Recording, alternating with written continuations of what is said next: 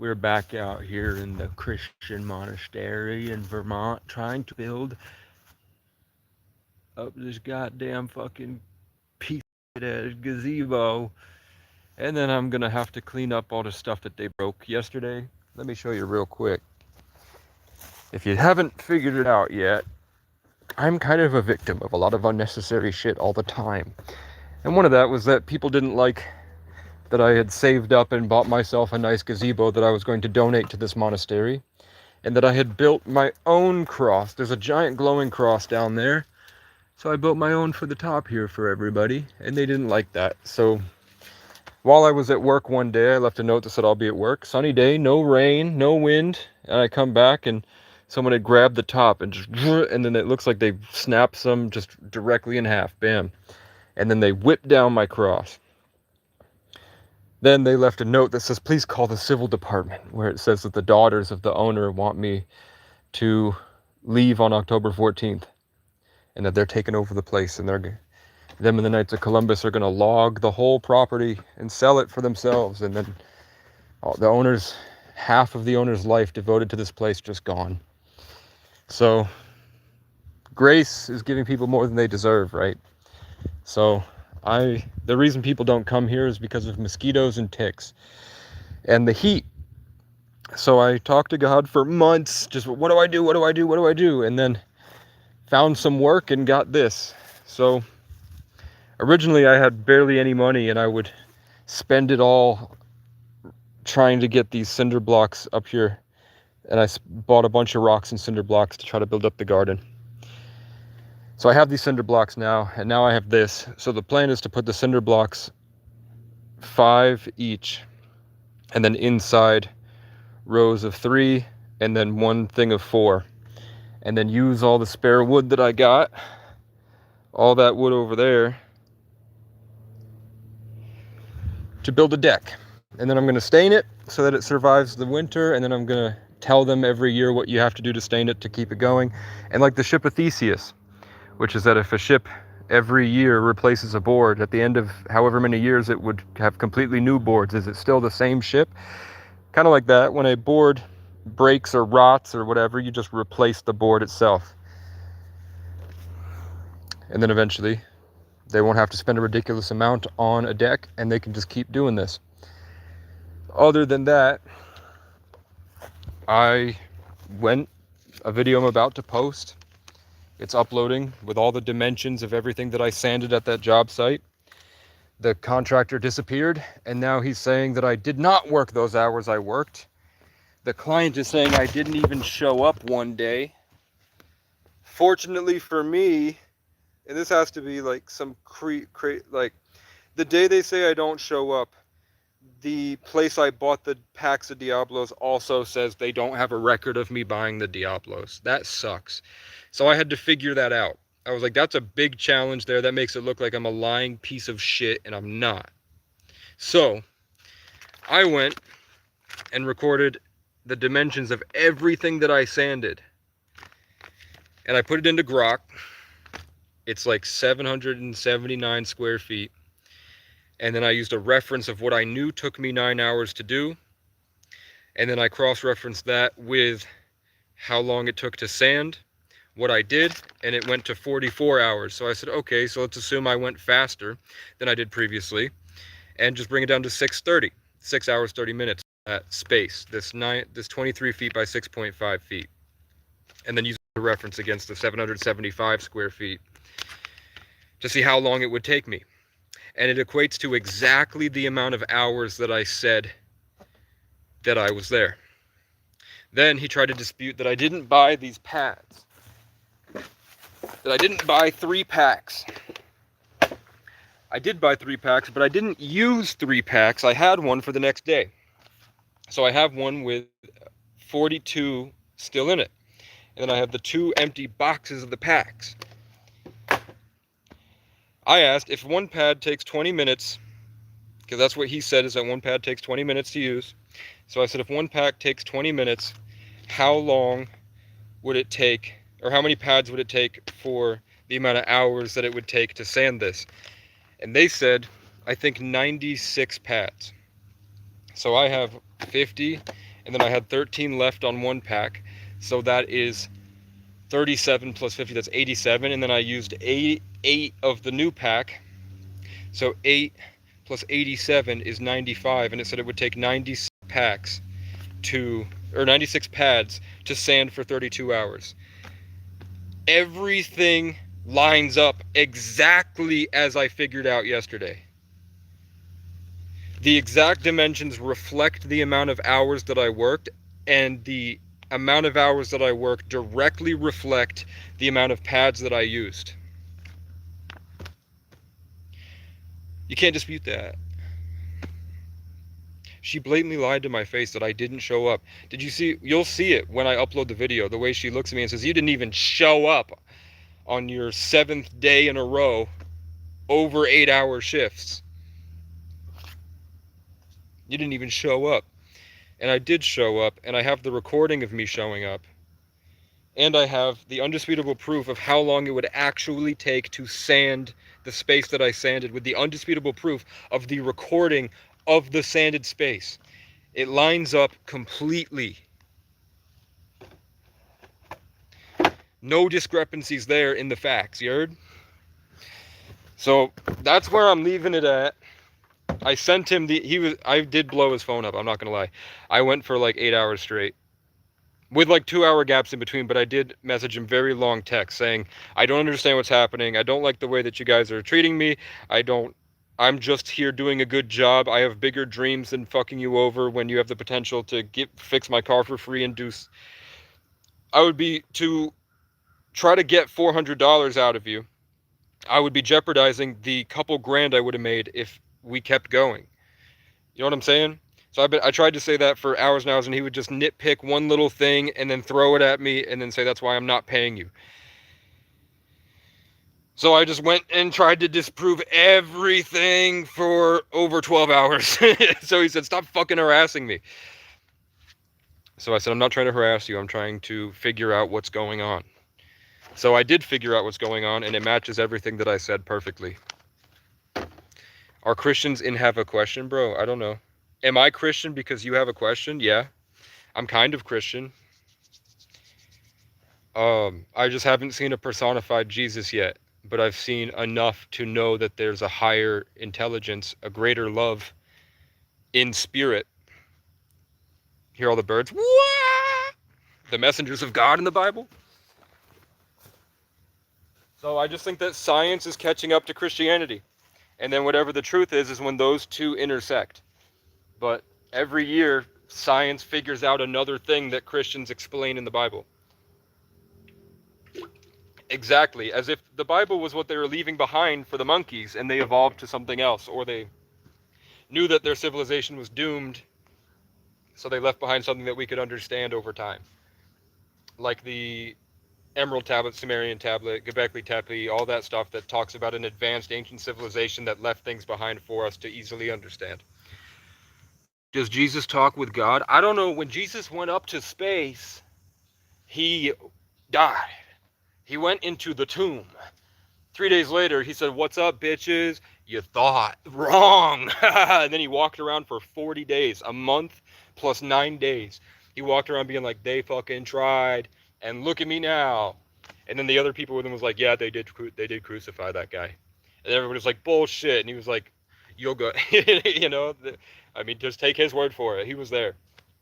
And they didn't try to kill Jesus again for some reason. They didn't go hunt Jesus down. He was just fine. And then after 40 days, he was like, okay, I'm gone. And then he flew up into the clouds and disappeared. That's what Christians believe. My mind is like, was it because he was so evolved as God that his body wasn't allowed to decompose because it would enhance and evolve the soil? Did he fly up and then just eviscerate in the atmosphere? Is Jesus' corpse like past Neptune now, just floating out there? Did he just dismantle himself into the simulation and he wasn't even real the whole time? He was just like a amalgamate? Or did God eat him, or did he get taken by a UFO to much better places than Earth? I don't know.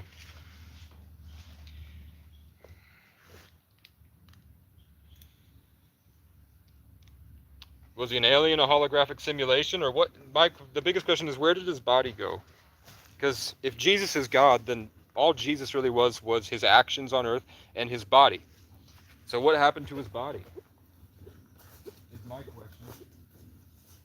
Do I really feel like hauling these cinder blocks? Probably not.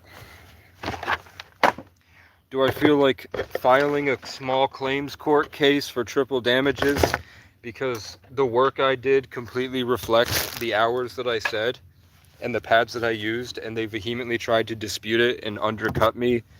13 or 14 hours of work, 14 times 20. They tried to stiff me like 280 plus. I don't think he was going to pay me the 60 he owes me, or he tried to dispute the materials too. So it equates to like $765 to $80, and he was trying to pay me only less than 400. To you guys, that's nothing, and to him it's nothing because he also makes a lot of money. To me, that's everything because that's the future. That's my gym membership and phone service next month, and the only way for me to find a new job with gas with no income. What is your question about Islam? Allah is God? Islam, I know nothing about Islam. But I know that like people vehemently hate people that are Muslim, and I don't feel that way. I had a long conversation with a Muslim man on the phone at the Department of Labor trying to figure out what to do with my next steps. And he said he's going to hold my number and keep it in his pocket in case he needs a house sanded and painted in the future. Because he saw it when he was hearing me talk about my hours and the work I do and how much I care about the job. He was like, hell yeah, bro, I'll hire you. Christians come up here and smash my stuff and then blame it on who knows who. And then they lie about what I'm doing to the owner and his daughters, trying to get me kicked off the property because they're mad that I possessed the land because the owner said I had permission to stay in the camper and change the locks. I don't see Muslim people ever in my life doing anything wrong ever in my entire life. I've never seen a Muslim person do anything wrong. Wherever these radical Muslim extremists are, I'm not seeing them other than Facebook. Every time I see that an immigrant killed and raped a woman, I'm reminded of that cops in my state rape and kill women all the time. And they're all white. At least in my state, nothing that they say on Facebook resonates with real life. I look at Muslim women in the hijabs and I don't see that there's anything wrong with them. I don't think that they're mentally ill because I was an attractive young man back. I know it's hard to believe, but at one point in my life, I was considered a very attractive young man, and the amount of attention that I got from fucking pedos made me really uncomfortable. I hated that shit. I hated that shit because I had a brain injury. So I'd be wandering around, and they would come up and try to fucking molest me, get me into their apartment saying they're a psychic, and then try to drug me and rape me. And I think that I think I'm getting the native wisdom, and it turns out he was trying to fucking roofie me. That shit sucks. So if Muslims decided the only way to stop that stuff happening is to just have them wear a dress that covers their whole body, and they like it, and also it's fucking hot out there, so that helps with like giving them shade. I see no mental illness there. I see like functionality, and I see a better quality of life in a world without internet and ADHD disassociation, when everybody was really, really present. So that type of gaze and judgment mattered. Gaze, G-A-Z-E. Just lazy, get a job. What are you talking about, man? I'm trying to work. So you've never had a job? What are you Were you here when I described that I just worked 30 hours and the boss disappeared? Now I have to go to small claims court, and I had to go measure my work. I had to go measure everything that I sanded, which was like 775 square feet, and then I had to put that with a reference of how long it took me to do 23 feet by 6.5 feet, because I know for a fact how long that took. So I cross-referenced that with the total dimensions of everything that I sanded, and it equated to everything that I reported. And the boss is still he hasn't shown up in 2 weeks. He said that he broke his ribs, and then he said he had a cold, and then he said he had COVID, and he didn't respond to my text for 2 weeks. And then I reached out to his girlfriend, and then he reached out to me and said, never fucking talk to my girlfriend. This is between you and me. I think you're full of shit. And I was like, I'm going to prove to you that I'm not full of shit, and I think you might be full of shit, but I'm trying to give you the benefit of the doubt. So I'm not lazy. I go 12 hours a day. Sometimes, like I've been able to go 12 hours a day for multiple days. I'm not saying every day was 12 hours. And I do a good job. There's a video uploading to my channel right now that you'll see my work. And I'm not here to argue with you guys, but I wanted to address that. I am going to mute you forever. I think you just thought you had a contract. I think that that's a very dumb thing to say. But, yeah, at least in my state, under the table is counted as wages. And especially because he's messaged me so much about talking about paying me that they can't deny that I had an under the table job. I just have to report the money to the IRS after the fact. After this all happens, I have to report it to the IRS and get my taxes back. And it's still, not enough to hinder my food stamps. I had to get on food stamps. My channel is me trying to get a job. If you go back through my channel, it's just weeks and weeks and weeks of complaining that I'm trying to get a job, and people give me a trespass notice because they find out I live in a tent. And I'm like, how am I supposed to not live in a tent? Give me a job. Come on, man. And then I decided to backpack and just travel. And then police brutalities everywhere. Everywhere I went was terrible. My car's keyed to shit, kicked the shit out of it. They assume I must be a no-good, degenerate, junkie retard. And the fact of the matter is, life is an adventure. And it was pretty fun. But people suck.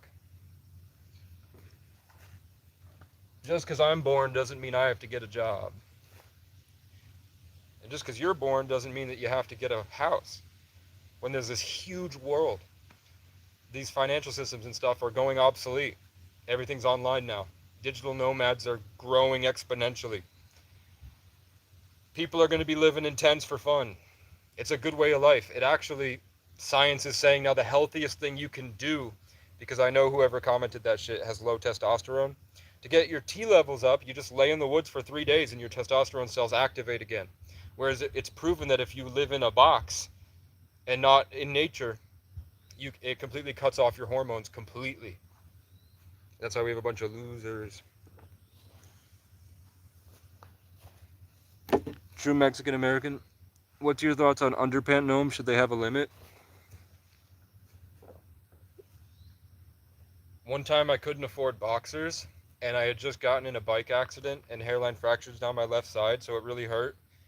And I had I think probably a major concussion for a while, and I had a brain injury previous, and I was sleeping in a place where there's just crows screaming all the time, and I didn't like that.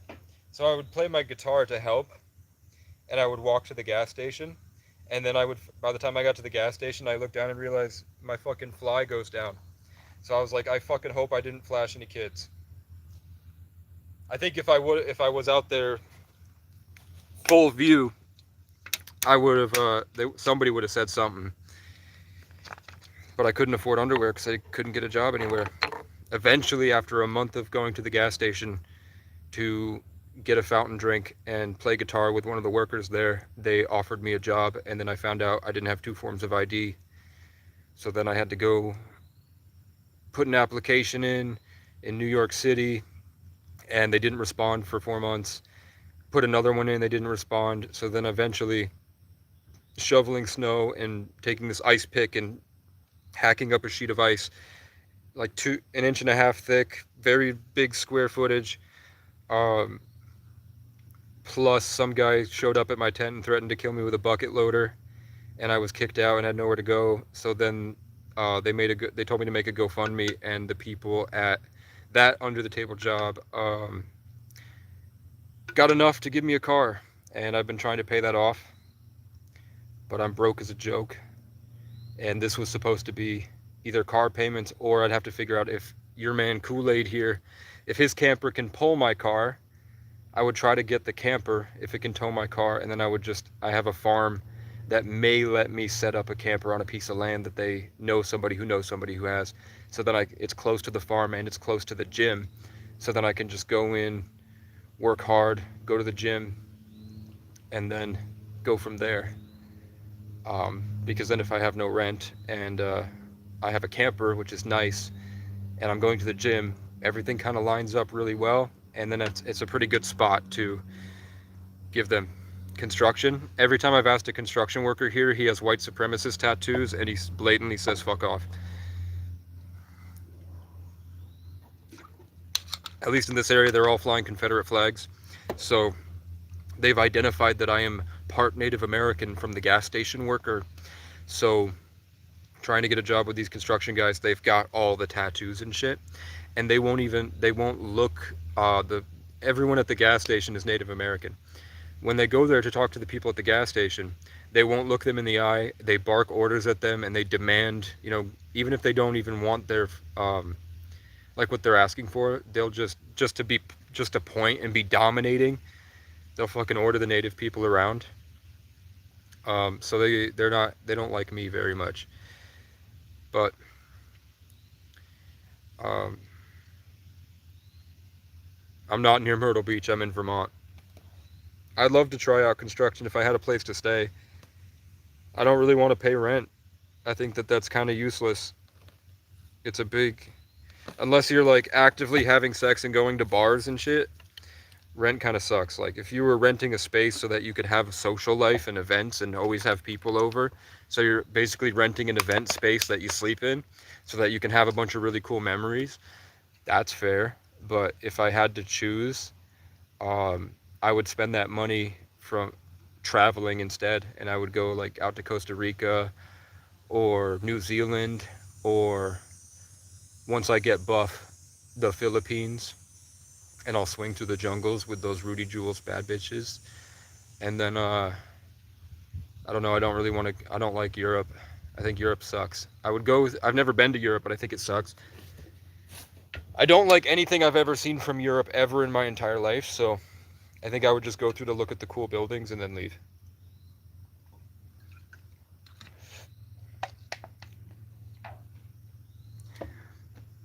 They make it seem like Europeans are cowards for not coming to America back in the day. Have you seen Europe? Like the buildings are in the nature and the scenery. Back in the day, they're like, all these homeless people are going out to the new world. They say it's beautiful out there. I would, maybe I'd take a boat out there, see a bunch of flat land and a bunch of people shitting on the ground and just barking at each other. And it's completely run by Freemasons, and the people who already live there are killing all of them because they're invading. I'd be like, fuck that shit. Let me go back to the Holy Roman Empire with all the aqueducts. I don't think it's cowardly. I think it's kind of like it's your life. I think America makes it worse than it seems out there. Like beheadings were done. Back when America was founded, beheadings were done. Nobody was crucifying anybody. Nobody was hanging or lynching anybody. France sucked. France has always kind of sucked. I'm not going to lie. All yours excuses for your lack of initiative. I did 775 square feet in a little under 34 hours, and it would take the regular contractors over 40 hours to do that. Is that a devil stitch on your neck? I don't know. It's just a White Lotus from Avatar, but it's a cool design of the White Lotus from Avatar.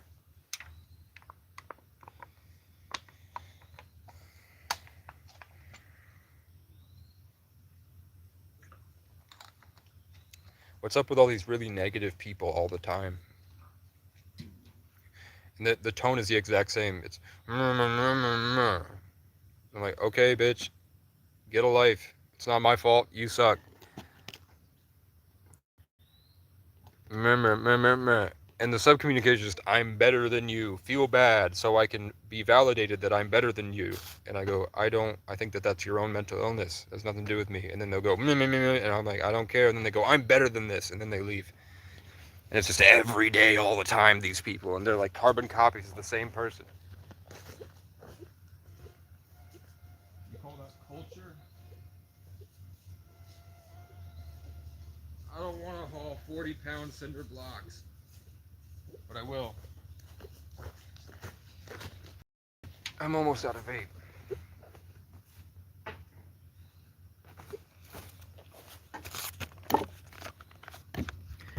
Don't bother people because they can't see angels like you. Thank you. Looks like it's coming along, so I'm guessing you found your screws. No, I went and bought 8 more. If you haven't seen it. The problem is it's one of those things where you have to push the button down to pull out, and then button pops up, and it rained. So when I pushed it in, it went all the way in and then opened up in there, so I can't pull it out. So that's not right. And there's really no way to fix that without prying off the top part, which is welded on. So I'm gonna try to, it's $100 to buy the roof for this specific gazebo. I have everything but the roof. I don't know what they did with the roof. They said they don't have a roof when they bought it. So I'm gonna have to buy the roof so that people don't see that. But I'm just using all these old deck boards that I got. And then I figured as we go, whatever breaks, you just replace one at a time. So over time, you'll just, instead of spending like two grand on the wood it would cost for this, you just spend a little bit here and there to fix the broken deck boards. And then I'll just leave them with the stain and varnish or whatever necessary to paint over those boards as you go. But what I'm gonna do is take 5 cinder blocks, 1, 2, 3, 4, 5 on each side. I have to figure out where the weight displacement will be, or what I'm gonna do for the corners to try to make it not fall over.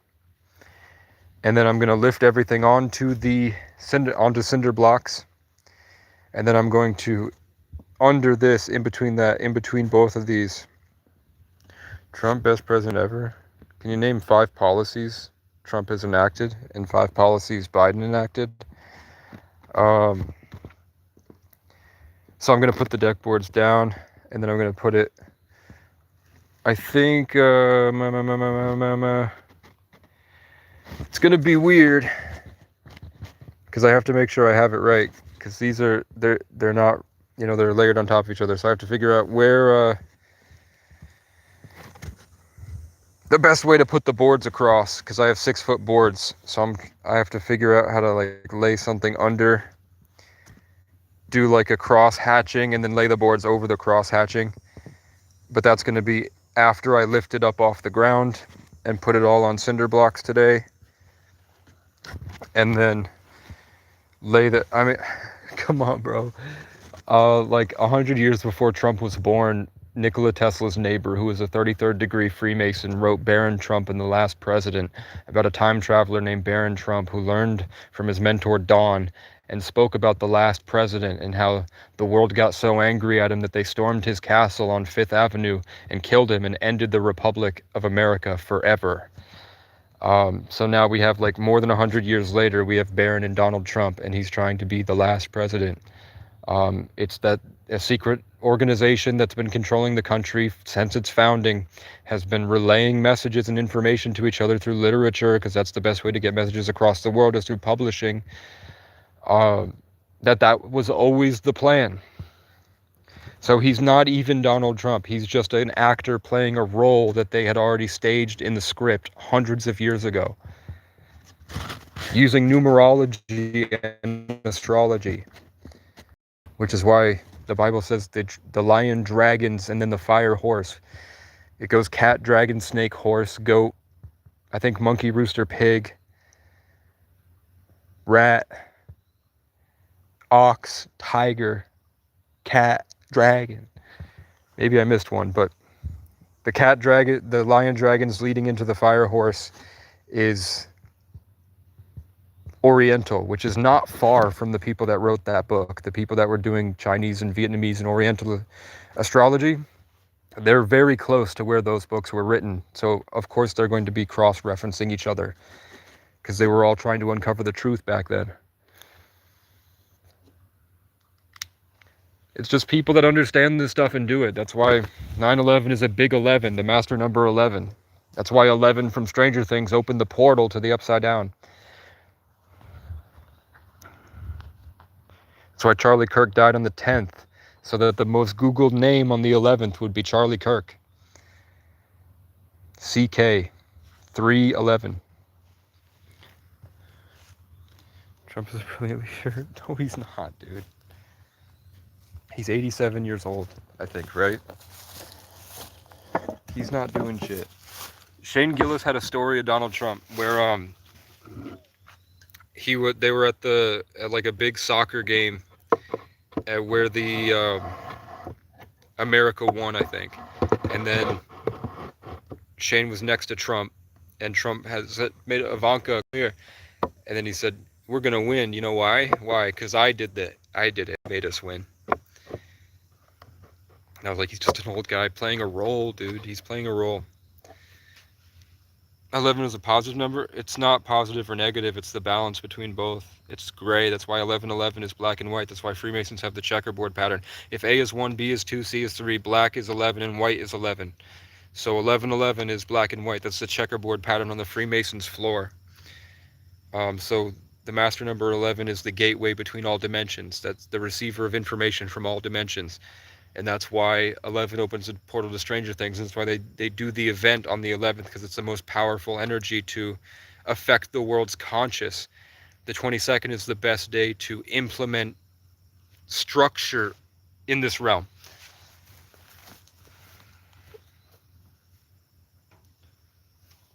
It's just saying that God has a theme to the revolution of the solar system, and that it has different influences on each other, which now has been proven with string theory and quantum entanglement.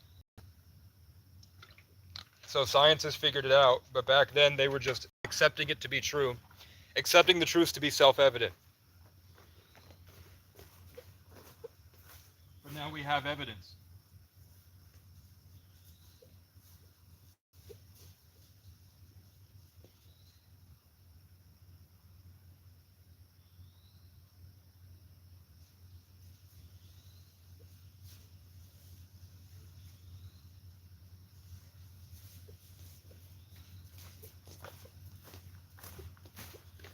I'm just going to start with putting these stone squares, stone rectangles under the gazebo.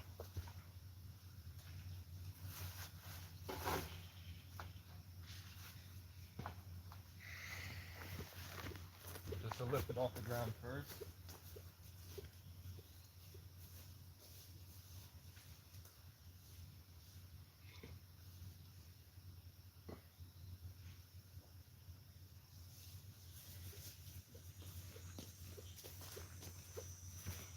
I don't know, he's got to be lying.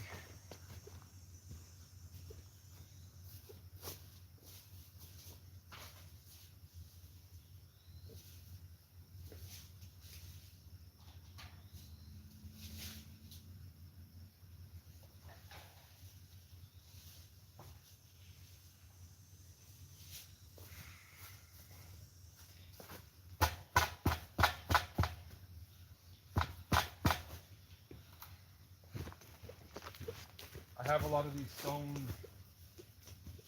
quarters, and I don't trust that the cinder blocks are even. So I'm going to try to put them under this first. It's going to be really nice when I get the deck boards in, and I have all the screws for it too, and I have the deck boards. I just don't know how to do the frame right yet, or how to do the foundation, because I can't use any gravel or any. Oh, you can't even see. Y'all can't even see what I'm doing. Hold on. Fucking bitch. Okay. I'm not allowed allowed to use gravel. I'm not allowed to use anything under the ground. They haven't specifically told me that I can't, but I don't want to because it's harder to do. It's just a number. What the fuck are numbers? Numbers are the literal expression of the universe. It's how it works. They found 0, 1, 0, 1, 1, 0, 0, 0, 1, 0, 1, 1, 0, 0, 0, 1, 0, 1, 1, 0, 0, 0, 1, 0, 1, 1, 0. Have you ever just like kept going that code and you watch as the ladybugs fly around and the all the animals start going, what the fuck? Because that's the rhythm of the universe. That's the foundational code of the cosmos, man.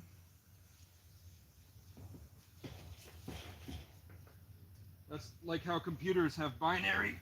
So do we.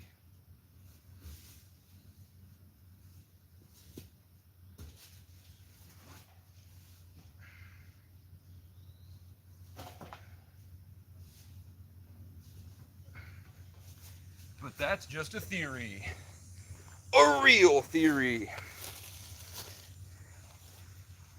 There are no numbers in 8. That's kind of dumb. That's kind of dumb. There's no numbers in nature. I have 2 balls.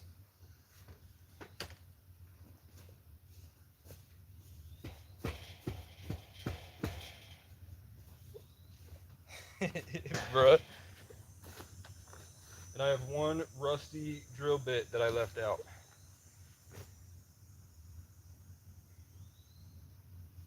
This is going to be tough.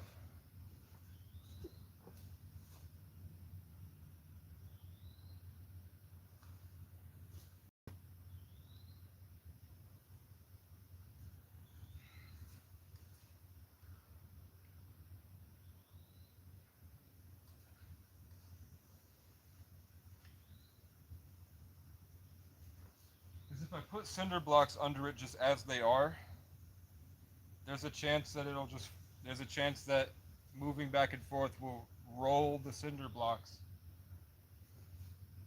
which could really create like an uneven.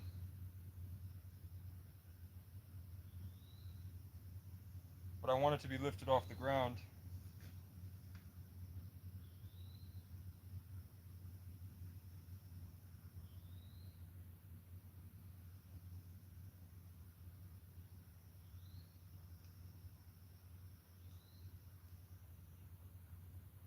Bro.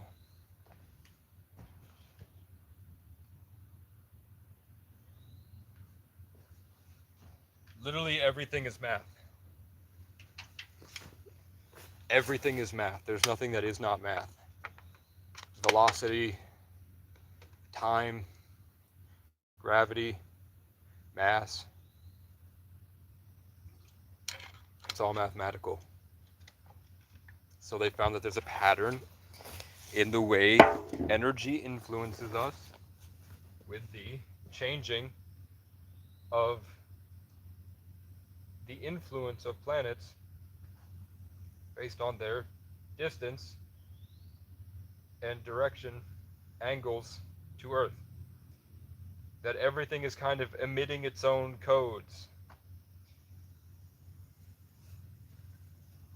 And some days we get hit with more of the codes of that thing than others, and the way that those things in this interconnected web of reality,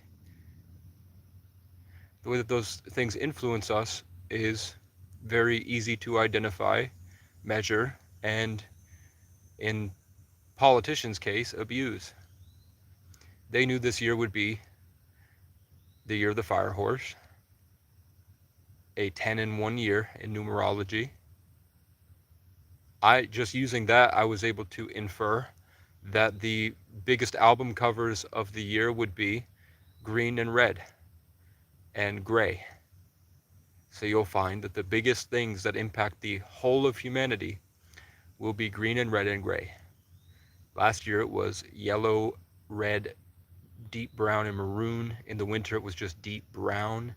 And then the year before it was gray and red. And then the year before it was a lot of different colors because the water element makes it so every color's brighter during that planetary influence. So you'll see that the colors would reflect the astrological season. Looking good, cousin. You losing weight? I'm getting old, man. But I walked 5 miles yesterday. I've lost 10 pounds since April.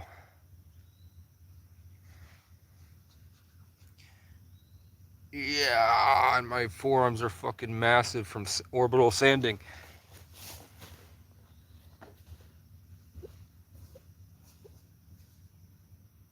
Huh? Huh? What?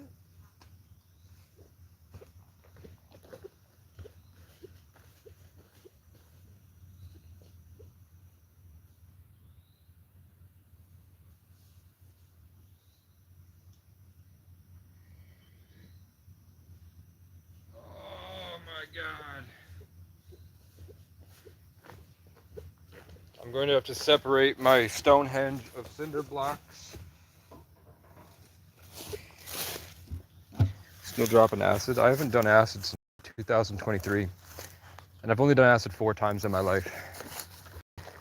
I did acid once at 14. I did it again at 14. I did it once at 21. And then I did half a tab in 2023. I don't have the experiences other people have. Because I'm not like other people. I have insanely real experiences. It's not like, whoa, all the colors. It's like I begin to have awareness of everything, and then I easily identify changes in the atmosphere, like in the energy around me, and then I caught things by extra dimensional intelligence. A cool thing when I was 21 though is I did a tab of acid, and then I just sat there and I felt nothing at all. Maybe I'm perma tripping, maybe I'm not. But there was just nothing. But then I started to feel like I had control over reality. And it was not like a, whoa, wake up. It was just like, oh, maybe I've never really tried this. So I tried to imagine raising my vibration like just really high to see if there was a point I could stop with like raising my vibration up, raising my awareness higher. And then I got to a point where my spirit was trying to get through this little hole in the top to the light. So then I started tapping on the and trying to crawl through the light, whatever I identified as my spirit in my imagination. And then it was completely dark out, but when I started tapping it, huge flashes of light in the sky. And then suddenly something was informing me that was just letting me chill. It wasn't giving me all these spiritual stuff. There was something there, but it had backed off to let me chill so I could just be there.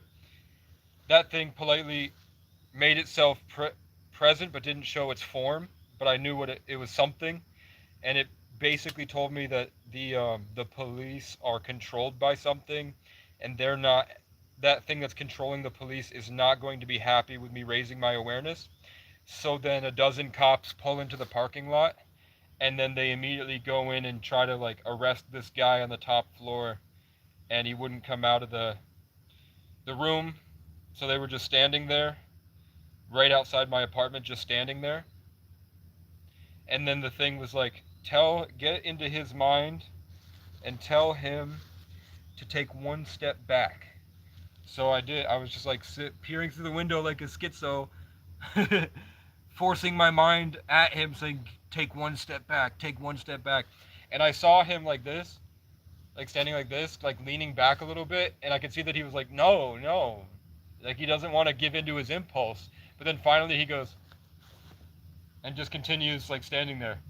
So then every time I tried, that's a massive crow.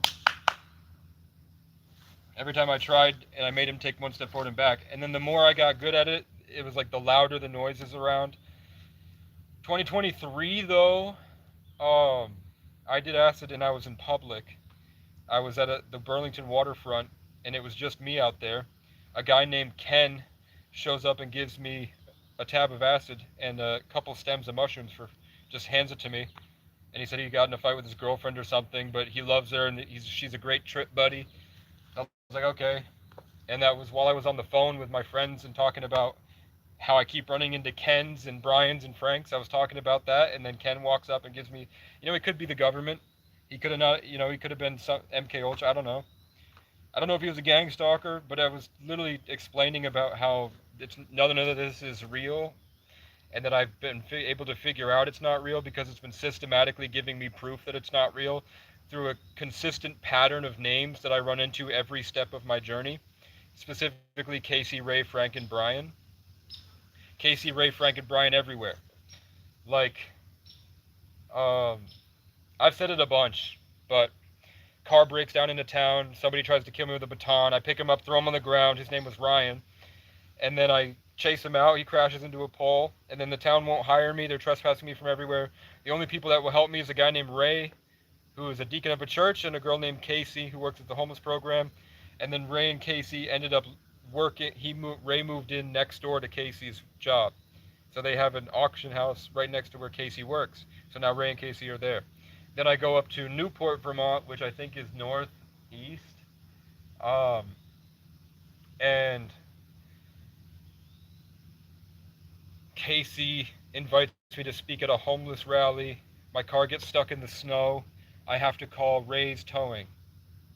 I go all the way out to South Hero. The only cop out there is named Ray. I leave all my stuff in a field to empty my car out so I could go try to find work. And they're really stressed out about the shit. My stuff being next to their dilapidated, rusty metal nails sticking out right next to the playground. But I left my stuff next to that shed, and they were mad about my stuff being there. So them and Ray were both saying, you gotta clean up your stuff. And I was like, okay, I'm working on it. So I needed a shed for like 2 months. I was like, God for a shed. And then finally one day, someone named KC messages me and says she saw my post about the shed and gives me this shed. Then I go all the way out to Tupper, looking at my manager of a job that I didn't get because I couldn't pass a background check, was named Casey, and I would sleep behind an abandoned store called Ray's Liquor. Even like in the show Loki, the character Casey, his real name was Frank, and then him, Casey, OB, Ouroboros, and Loki, Nature, work together to defeat Kang the Conqueror, or KC, then Loki becomes the Tree of Life, or the Acacia, or the Casey. The first episode, my dad's name is Gary. The first episode of Shameless I ever saw was when Casey Kasdan gets taken by Debbie and Frank's kids, and then they have to return him to his dad, Gary Kasdan. That constant, even before Jonathan Majors was Kang the Conqueror, he was in Star Wars, and he was with Ray, who was when I was in an institution when I was a child, because I was given up to DCF by my parents. They just gave me Ray, and I only had 15 minutes a day to watch TV, and most of the day I was locked in a room smaller than a broom closet, like barely could fit my bed. And I would just sit there by myself for like 8 to 10 hours a day, awake, and then I would sleep. So when I would watch TV, I would put on the new Star Wars movie, and I would just watch that over and over again. I had a huge crush on Daisy Ridley or Ray. Casey Rocket on Kill Tony, biggest stand-up comedian, got all the awards in 2023, and the next year was Adam Ray. And all of Casey Rocket's best clips are him next to Adam Ray. Kurt Kaz and that Colombian girl, her name was Ray. Kurt Kaz and the Kurt Kaz Conquest, the KCC. Kai Cenat met Ray in Taiwan, who was from Taiwan in Japan. Kai Cenat and Ray blew up, became globally famous, and they won all these awards together. Went on stage and went, God did, and that's all I'm saying is that God did. And then Kai Cenat eventually gets overtaken by Queso. So with that, I've been able to figure out. But sometimes when I do acid, I can get in more of it. Like I can see like what else is going on. But I wouldn't recommend it for people who haven't spent years of meditation without it, years of being by yourself, so that you can actually identify what's happening and work with it like tools, and not just experiencing it, driving yourself crazy, and then you forget where you went, and now you're never back to where you started. I would never do acid if I didn't spend years doing, being alone in isolation, creating with Legos. Um, I just think people aren't ready to handle what it does to your mind, and I can. And I choose not to do it, so that's pretty responsible. But in 2023, when I did acid, I was you hear three crows just went off all at once. When I did acid in 2023, stop. See that? You hear it stop? That's what I learned out in nature. Stop. He's really trying this time. They're getting really aggressive lately. It's been really aggressive lately. Like I used to be able to just shut it down with my mind, but now I have to literally throw it at them and push them back to make them stop. And there's like 6 layers. Like that's about maybe 3 football fields away. There's a crow, and I can't see him, but I can feel him. And usually they'll all swarm me and make these computer code sounds, and then I can't think and I can't move. And then I feel hacked and I can't function properly, and I have to just get up and keep going. But when I did acid in 2023, the crows don't want me to say this. They get really upset for some reason right now. It's recorded. If you go back to my channel, and it's like a bunch of letters all at once in 2023, a bunch of letters and numbers, because that's the when I hit the computer and you record on your computer, that's the data file for what it is. So I put it there like a found footage video. But you can see me on acid in that video, and it was that something got into the back of my head, well, and then without any control of myself, I deleted all my songs and I deleted all my cookies and my data on my computer. I lost everything.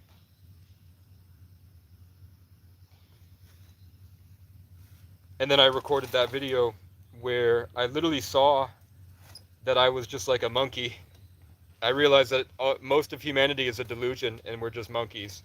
So I was kind of disconnected from the imagination part of your brain that's constantly working and creating your own inside reality. And then most people are like so sunken and dark in their own garbage, and they think that everybody else is shit. Especially the commenters.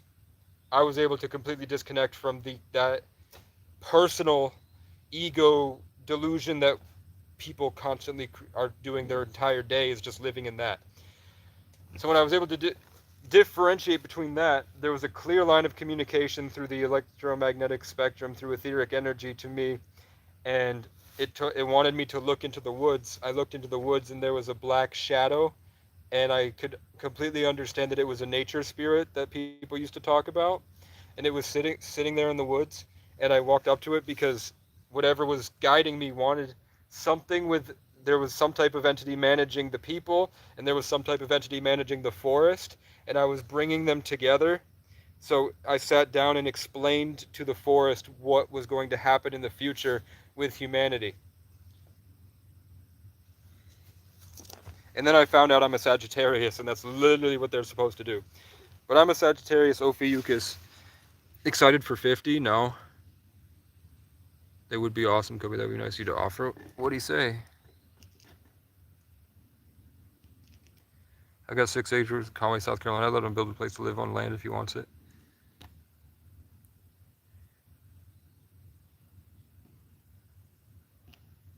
That sounds nice. I think you can DM me on YouTube now, so we don't have to like, usually with contact info, I just say cash at me $1 and I'll send it back with my phone number.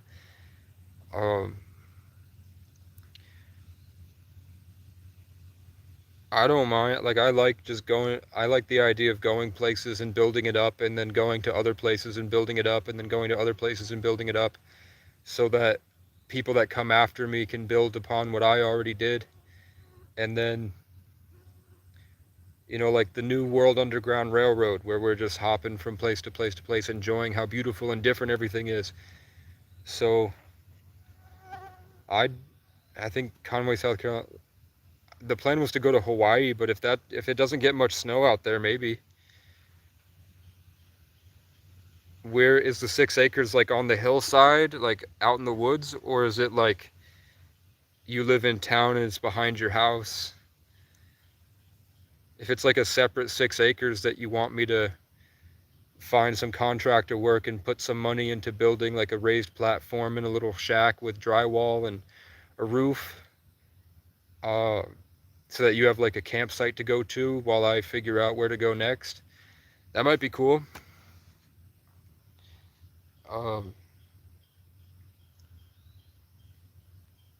I was talking about doing acid and talking to forest spirits, which is true,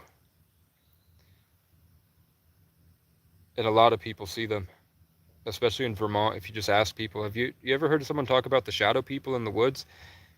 They'll be like, "Oh yeah, everyone sees them. It's not just crazy schizoids. A lot of people see them."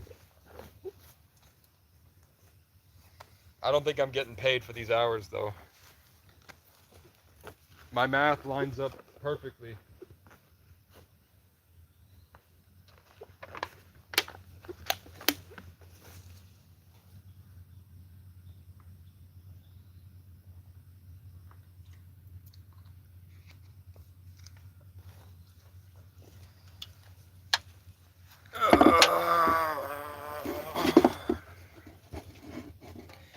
How close is Conway to West Virginia?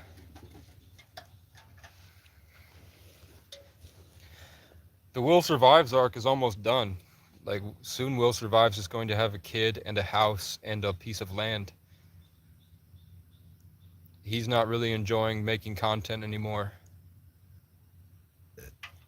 And he's got a contractor that lives next to him that does carpentry.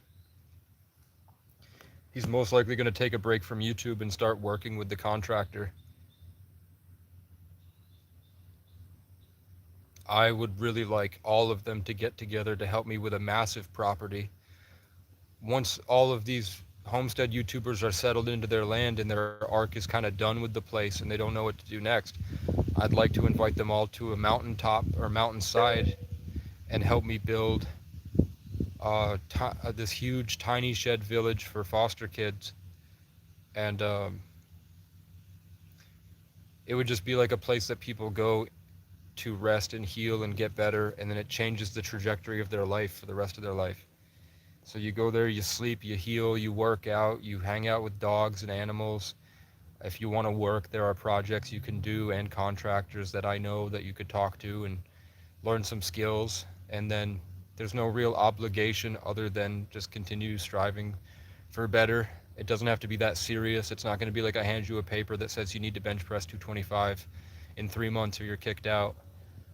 It would just be that people come to me and they're like, "This is my situation," and I'm like, "That's really sucks, dude. Take the red one about like 2 football fields down the hill to the right through the woods. I already put pavers down for a trail, and then there's just a to-do list in the center of this mountainside. There's a to-do list of everything that needs to get done. Whenever you feel like it or you're bored, just show up and do some stuff." Stop. Stop. See, they're getting aggressive today. He's flying to the tree right above me. Does it have a nest up there? When they call like that for no reason, what it is that they see the world as like a lot of different auras that are pushing on each other. So when they call, they're like pulling it all to themselves and they're pushing back everything else. It's completely based on power, what you would associate with power. So when they're calling like that, it's like an actual spiritual transmutation that they're doing. And it involves keeping everything else feeling powerless and in fear and holding it all for themselves. About 6 hours distance. That's not bad at all.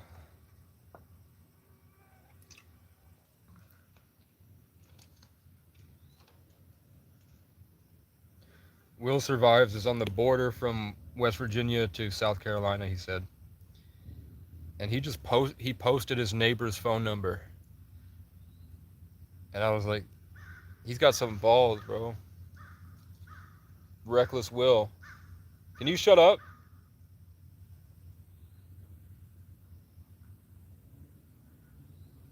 Kick rocks. Kick rocks.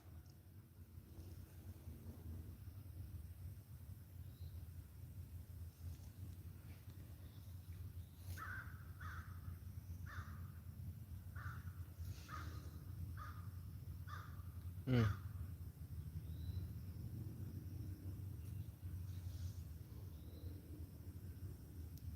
Just to prove to you it's a spiritual attack, spiritual warfare thing. Mm. Mm. Nope.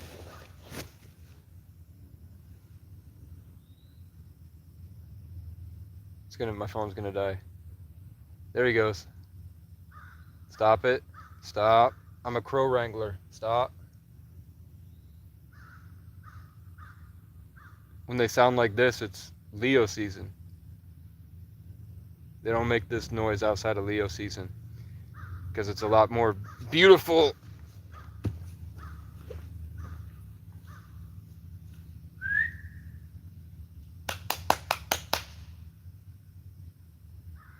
Shut up. Shut up.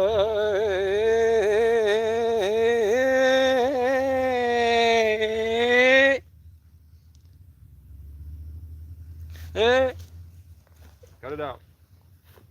Cut it out, you fucking bird.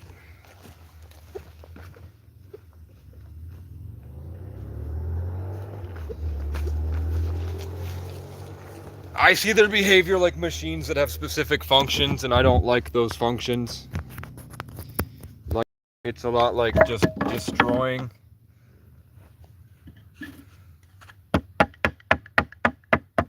It's about pulling power to themselves from everywhere they go. So they show up places and they absorb all the energy and make everything feel empty, lifeless, and weak. And then they pull it all to themselves, and then they try to coagulate together back at the flock and transfer all that energy to each other. And they try to hold it over everything else. So when I get to a point where it's a lot of potential that I feel, and it's just, the birds are really happy and everything's like a lot of energy, they show up to try to take it all. But I have a cardinal that's just been hanging out staring at me. I just saw there's just a cardinal sitting over there in the trees.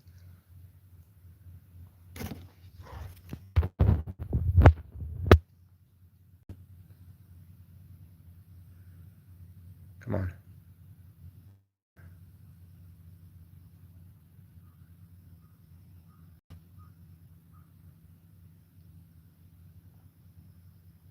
Cardinal straight chilling right there.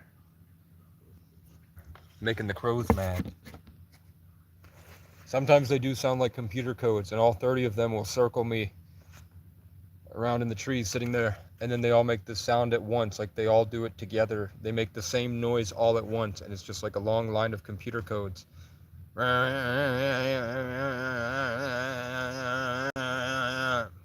they don't stop until I can't think anymore and I can't move. And I'm like, that's why they used to chant back in the day. They were learning from nature. Nature? Stop. They went to the other side and are over here. And every time they caw, before they caw, I feel it because I feel the pull taking from me, and then the caw when they push their own stuff back. It's like a transmutation machine.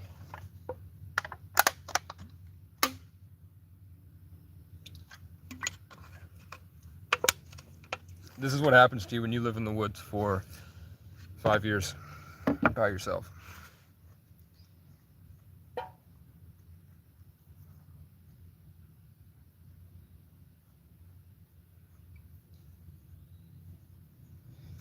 I think for the Lionsgate portal, I'm going to just stay up here and build the deck. There's really nowhere else to go. After the Lionsgate portal, I don't know what I'm going to do.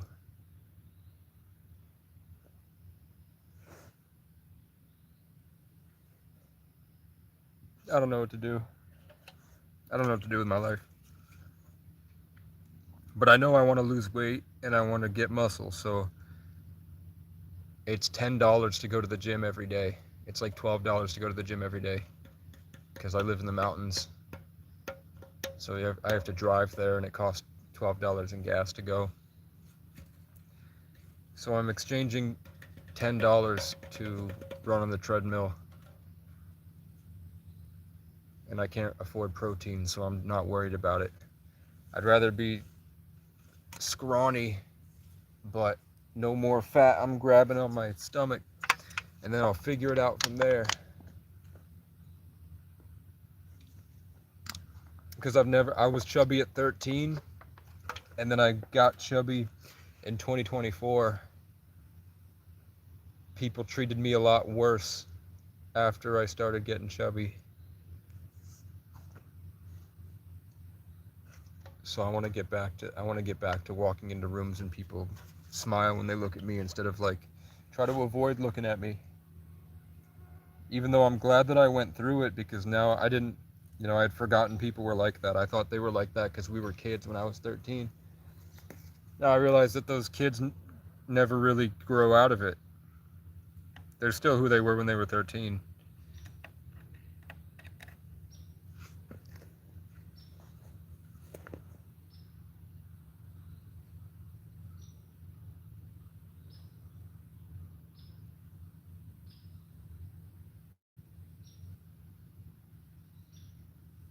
You just extend your awareness out.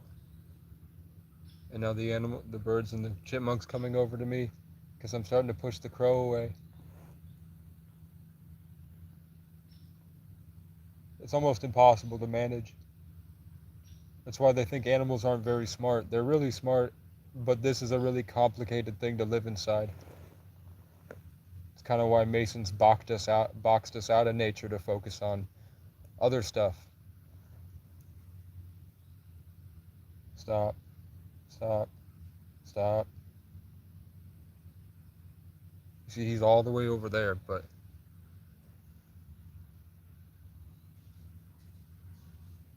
that was a vole. There's a vole running around right to left now. Yo. I was thinking about your camper. I don't know if it would be able to tow my car. Before I buy your camper, I'd have to know if I could put my car on the back of your camper. Because I'm fighting to get that money. Let me show you. I went back, and the video should be uploading. I don't know if it's uploaded yet, but I recorded myself going back to the job site, and I took a tape measure, and I measured everything that I sanded in the days that he was not present. And then I cross-referenced that with something I had already done when he was there. So we both know how long it took me to do that space. So then you can just cross-reference that with how long it should theoretically take me to do the rest. And it lines up exactly with the amount of hours that I worked. And then I asked, with the amount of hours that I should have worked to do this stuff, how many pads do you think it would take me to do that stuff if one pad gets used every 20 minutes? And it said one pad off. I used one pad less than it said it would take. So the amount of pads that I have and the amount of pads that I use and the dimensions that reflect the exact time it would take to do those things prove that the hours that I say I worked are honest and genuine, and that I did get the amount of pads that I said I did. I proved that I'm right, and I proved that she's wrong, which sucks. I didn't want her to be the one that's wrong. And I think he knows that. He just I guess he hasn't been there. So he hasn't been able to look at the property and see, because he's trying to say that I did 19 hours of work. It's impossible to do this in less than 30 hours.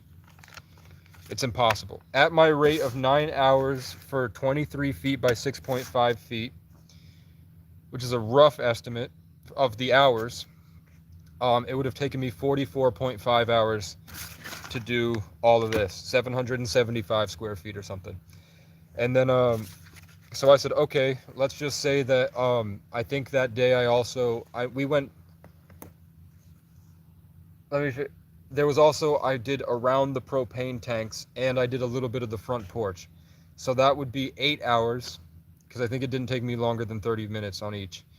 But let's assume that it was 1 hour on each, so take me down to 7 hours, and it was like 35.6 or something. I said, okay, so how about 6.5 hours? If it took me 6.5 hours to do 23 feet by 6.5 feet, how long would it take to do all of these other total square feet?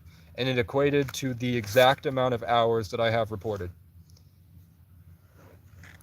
which means that it took me 2.5 hours on these two other sections for this 9 hours that I worked, just off the base rate, which it was between it was no more than 9 hours it took me to do 23 feet by 6.5 feet with orbital sanding, log siding, thick acrylic paint. So then I went and recorded every single thing I sanded, 5 inches by 30 feet, that really long board under the deck, 7.7 foot 6 inches by 30 feet, 5 feet by 6 feet, 27 feet 6 inches by 8 feet 6 inches, 8 feet 8 inches by 19 feet 11 inches, 7 feet by 21 inches. And I'm trying to figure out what that is. 7 feet by 21 inches. Oh, down. The 7 feet is the vertical. It's one of those smaller ones. Um, 8 feet by 7 inches by 5 foot 9 inches. Because there's some parts where it looks like I cut off right where my head is. 5 foot 9 inches by 13.8 or 13 feet 8 inches, and then 16 inches by 2 feet 6 inches. All that together was like 775 square feet.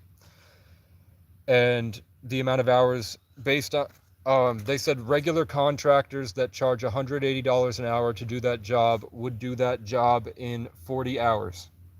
They said between 35 and 40, between 30 something to 45 hours. And I did it in 32 hours.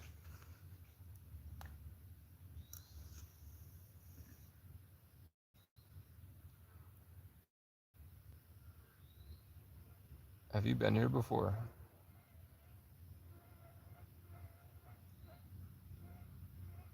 No. 5 months ago? First, last? See ya. Look at these losers.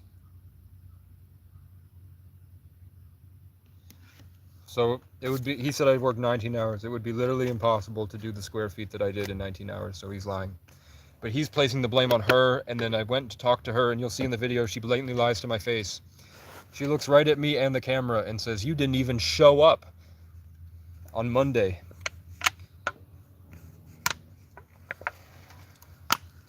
Monday, I got out of work, and I drove to Rutland to pick up this metal gazebo.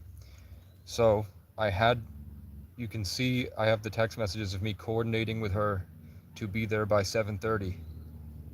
I tried to get out of work early that day to drive during the day, but I didn't at the end of it.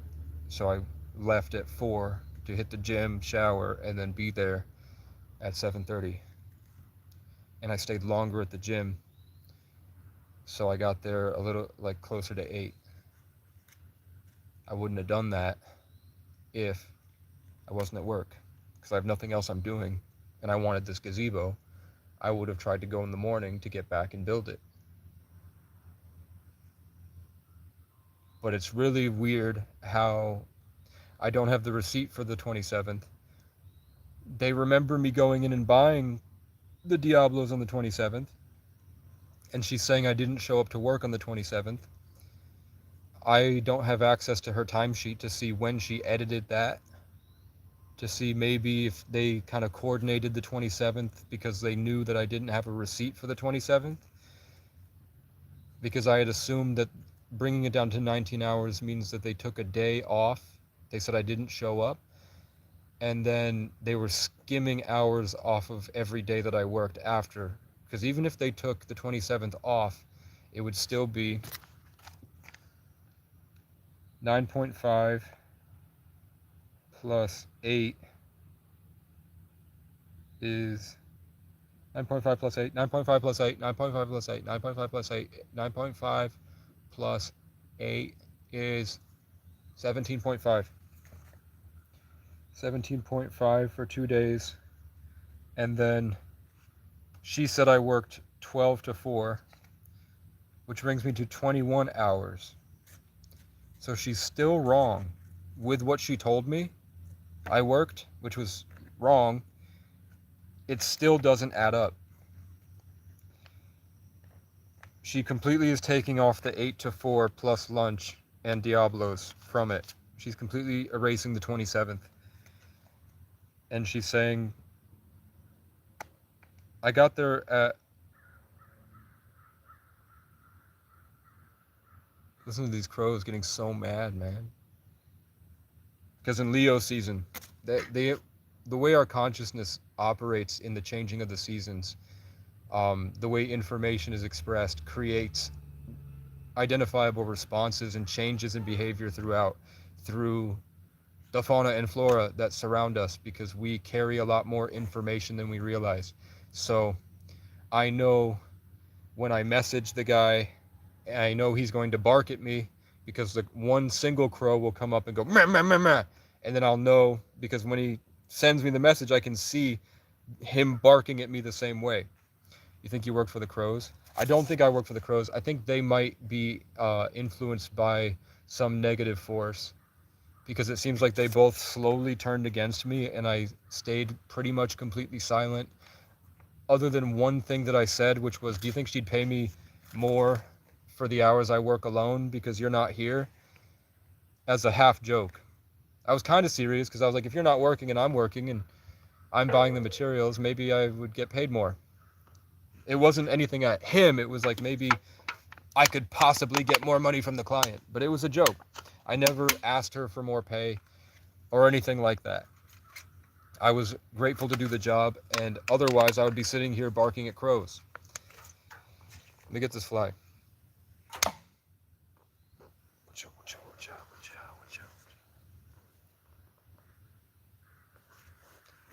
So they're starting to surround me. And they're doing the feral rah, rah, rah, rah, rah, because they're trying to get in and distort my frequency. They see me as like an invasive species. Are the crows work against you? Who controls the crows? No, I think that they're responding to the narrative energy surrounding me. So if there's drama and people that are shit talking me and people that have a negative opinion about me and they're just generating this garbage, I think that it translates to that I'm not affected by it because of spiritual protection and stuff like that. But the information is still here. So the crows and animals and cats, like they say, your cats pick up who you are, and your animals become a lot like you and develop your tendencies and stuff. And the same way is that the stuff around us picks up on that stuff. Like, the crows had left me alone for weeks, and then I started talking to trolls in the comment section, and then they show up and they bark at me. Blah, blah, blah, blah, blah. The crows had left me alone for like a day or two, and then they started going up again, and then when it got really, really bad, and then the guy reached out to me, and he was blatantly saying that I work. There's no physically possible way that I could have done these dimensions of what I sanded in the amount of hours that they told me that I worked when I was literally there and know what I did. So I have it all right here, and then I have the dimensions of what I sanded, and then I have a reference of what I sanded and the amount of hours it took when he was there. So he physically saw me and knew that, okay, so here's that, and then here's everything else I sent, which you can measure. And it equates to exactly what I said my hours were, and exactly as many pads as I said I used. I used one less pad than it said it would take a normal person to go through.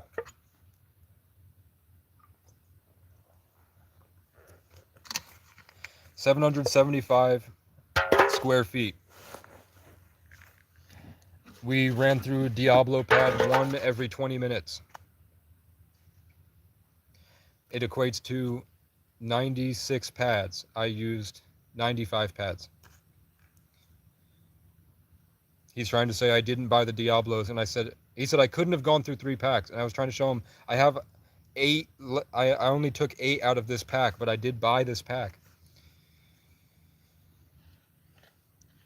So I didn't go through 3, but I bought 3. I have almost a full one. And he said that I worked 19 hours. With all these, with my rate, it took me 9 hours to do 23 by 6.5. But that day, I know as well, I also did about around the propane tanks, which is not a lot. I would say maybe 30 minutes max. And then I did a little bit of the front, which would be maybe 20 minutes max. So I said, okay, how about 8 hours? And it said it would take a normal person, a normal licensed contractor that's good at his job and does everything right. It would take, and they did 60 different, Grok referenced 60 different articles that it searched in its citation. It said based off all of that, it would take him roughly between 38 and 44 hours. I did it, so I said, okay, so that's not right. So how about, let's say I did 6.5 hours to do this 23 feet by 6.5 feet space. And it said that would equal 32 hours. And I'm pretty sure I'm at 32 hours exactly. Maybe a little bit over. Like 32.5 or something. I have it in my notes.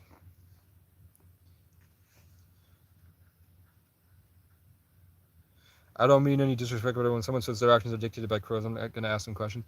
Well, I mean, you just have to go through what everybody but the Freemasons say. And then you have to look at what the Freemasons actually believe, not what their institutions they created educate the masses. You have to look into what they actually believe in their Masonic Bibles and their logs and their lodge doctrines and all that stuff. And you'll find that across the entire world, every single culture believes the same thing. I've never heard that bird before, have you? I don't know what that noise was.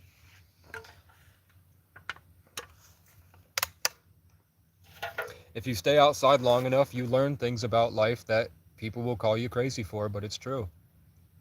And there's really no way to explain it. You just have to experience it. So I'm building a space that people can experience it. That's my gift to these people, is giving them a space where they can lay here for as long as they need to, with no ticks, no mosquitoes, and no direct, overbearing heat melting you, where you can just lay here and listen to nature until you figure it out. You rip those folks off, by any normal person would finish that in a day in one pack of pads. 775 square feet.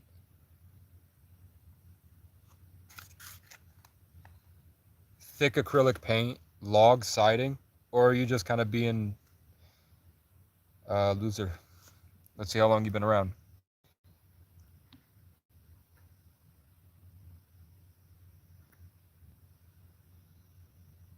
I don't know what mugwort is. I like that I can see your whole history when I just click. No, you've only been here in the chat for this day. I didn't rip those folks off. They ripped me off heavily. And he might not even pay me at all. It was one day doing below without the ladder, one day on the ladder and some of the porch, the next day the whole porch and the pool room, and then the front porch, and going over the part in front of the window, like on the side of the massive window, and then ran out of pads. And then I drove around looking for pads. I went all the way back to the town. They didn't have the pads. I didn't know if I could use 80 grit. So then I drove to another town and I went in and they didn't have Diablos. So then I drove back and decided 80 grit and about that. And then I drove back and then I told the client that that's where I was. And she said, you should count those towards your hours. Because that's normal. So we'll count those towards your hours. So I said, okay.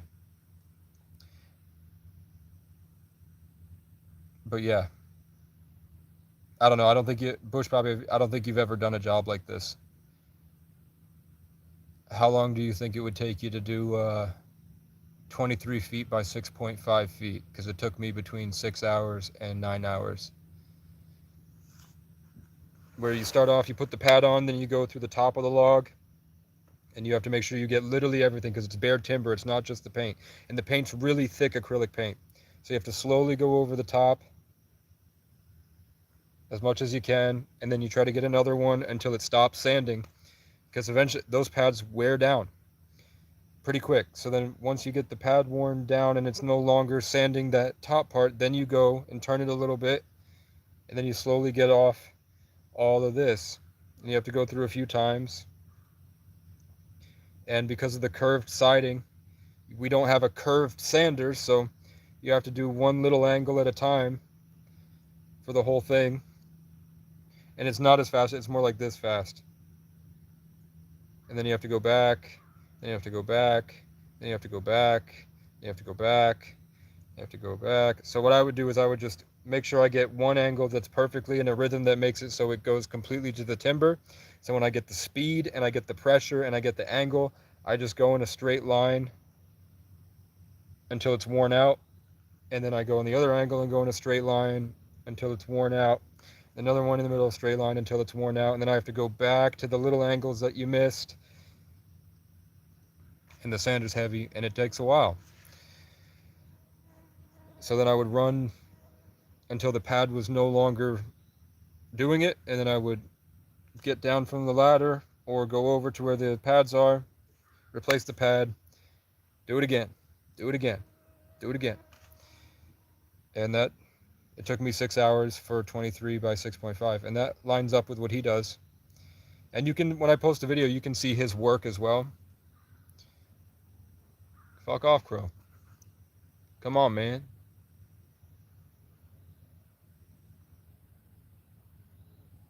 Notice how he stops?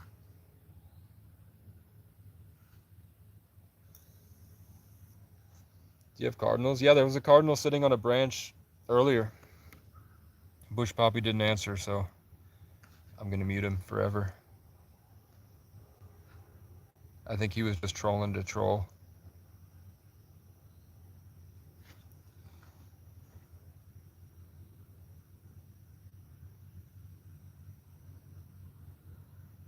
Unless he was thinking that I was talking about the 23 by 6.5 in one day in a pack of pads. But it's 5. Let me go through it again. It was 7 foot 5 inches by 30 feet. That took me one day of work. Plus, I think I also did that day, where is it? The 5 inches by 30 feet and the 5 feet by 6 feet. Then there was another day that I did 27 feet 6 inches by 8 feet 6 inches.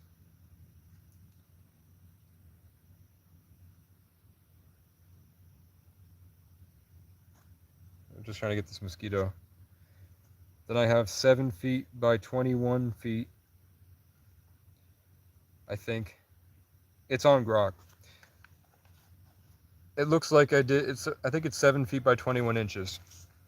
So that would be the 7 feet would be vertical in this situation. So the 21 is the width, and it's like one of those side things between the wall and the window, or the frame thing on the corner and the window. And then there's 8 feet by 7 inches by 5 feet 9 inches. And then there's another 5 feet by 9 inches by 13 feet 8 inches. And then I have 16 inches by 2 feet 5 inches in 4 days.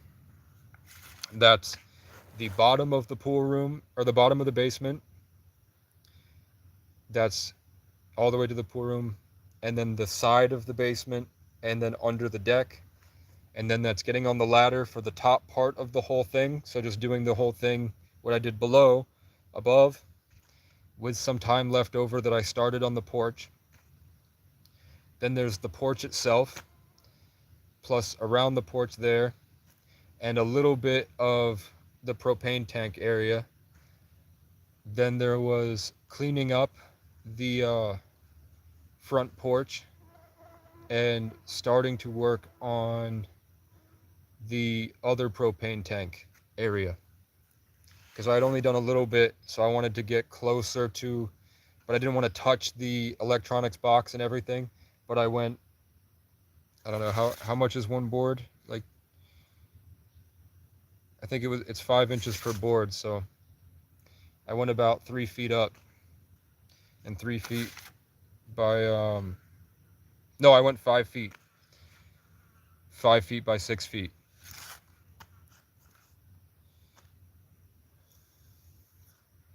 And I have it on video, me measuring everything. That's being uploaded right now.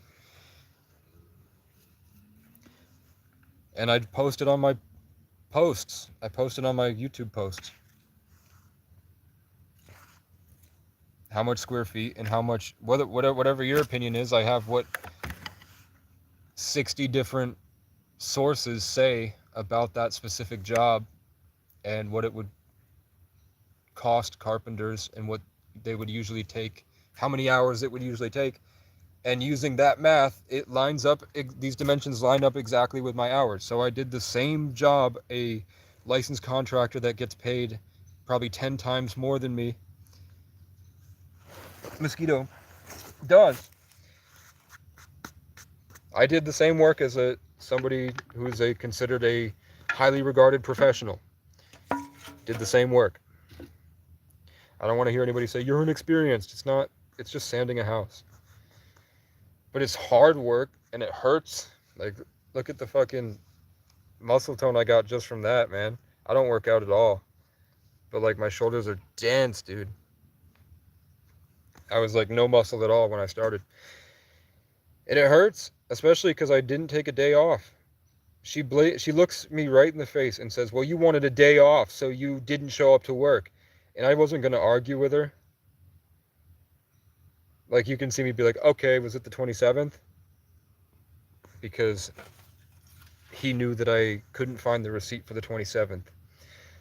So I knew if they were coordinating behind my back to skim my hours, they would probably do the 27th.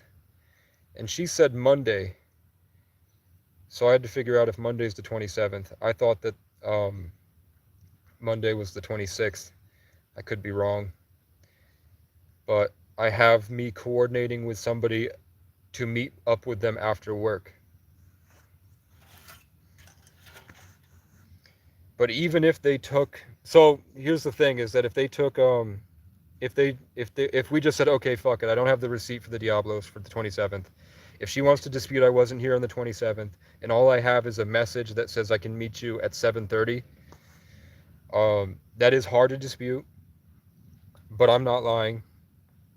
If they want to just take out the 27th completely, it would be impossible to do these dimensions.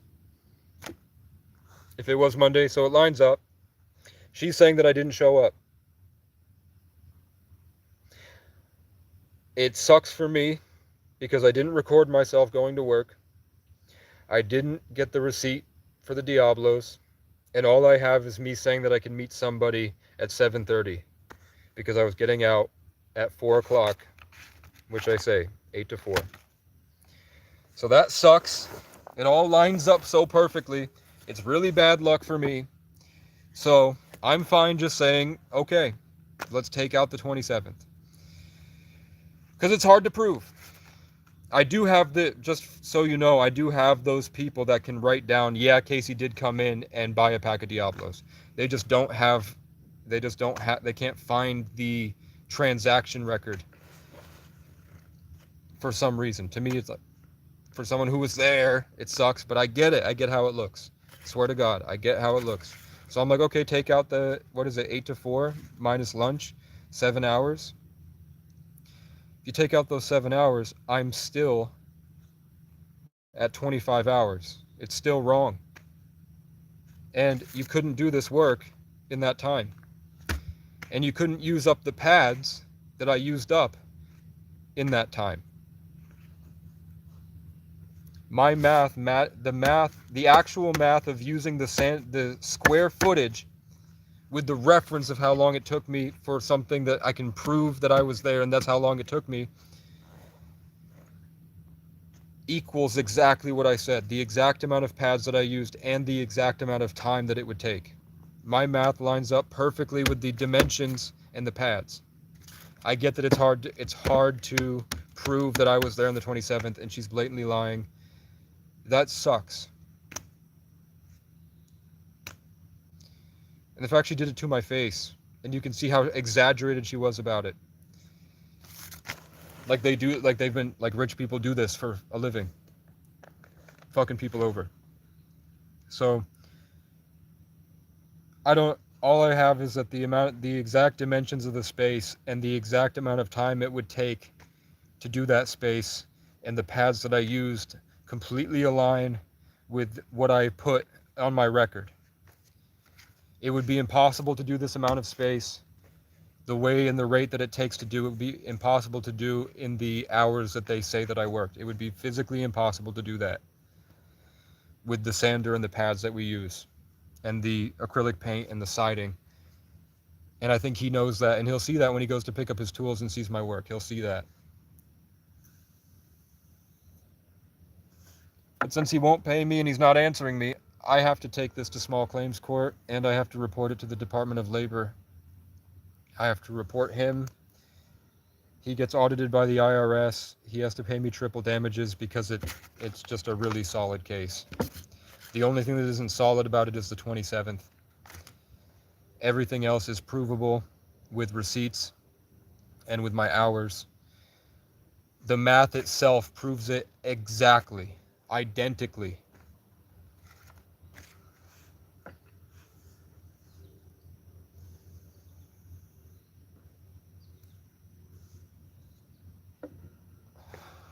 It's just bad luck for the 27th.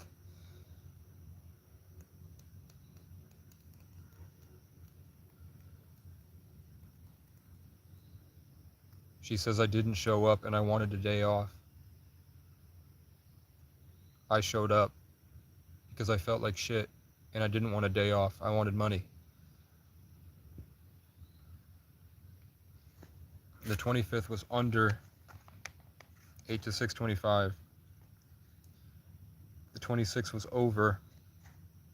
The 27th was the porch and little bits that I had missed.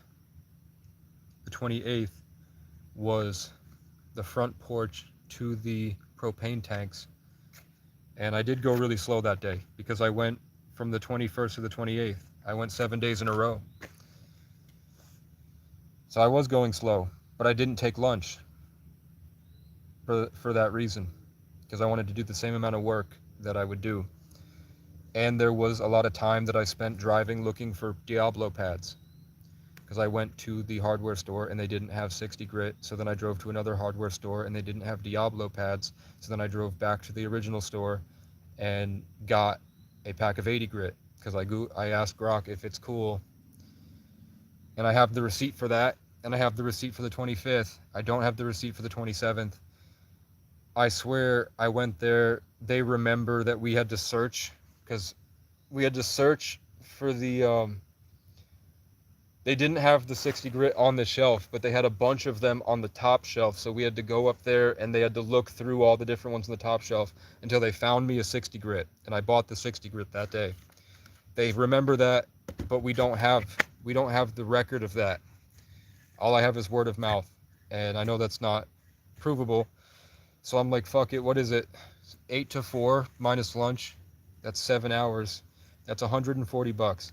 I'd rather get stiffed $140. But the only problem with that is that I have the literal pads. I have the package of pads, and the amount of hours it would take to sand this, and if every pad was used in 20 minutes, which was kind of what we agreed on, that in our work it usually takes 20 minutes to make the pad until it's not usable and we have to switch. It lines up perfectly to the amount of pads I said I used. I used one less pad than the math would suggest it would take. For my reference, if it took me 6.5 hours to do 23 feet by 6.5 feet space, 23 feet is, okay, let me show you. I'm gonna keep going, dude. And I went all day yesterday too, because I'm fucking pissed that they're calling me a liar. This camper, where's my tape measure?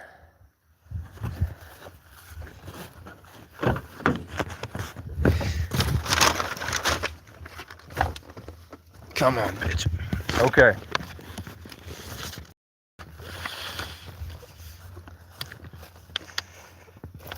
So let's set you up on the chair.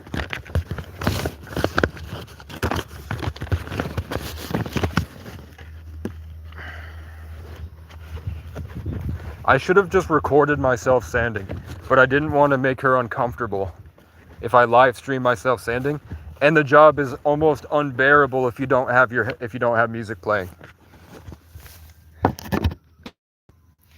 Let me know how service is, if you're able to hear everything and it's cool. So,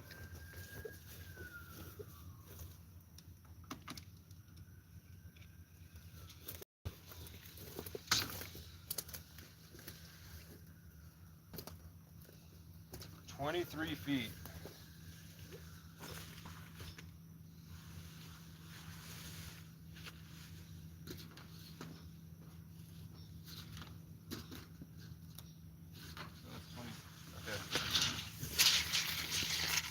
So, and what's the dimension by 6.5 feet?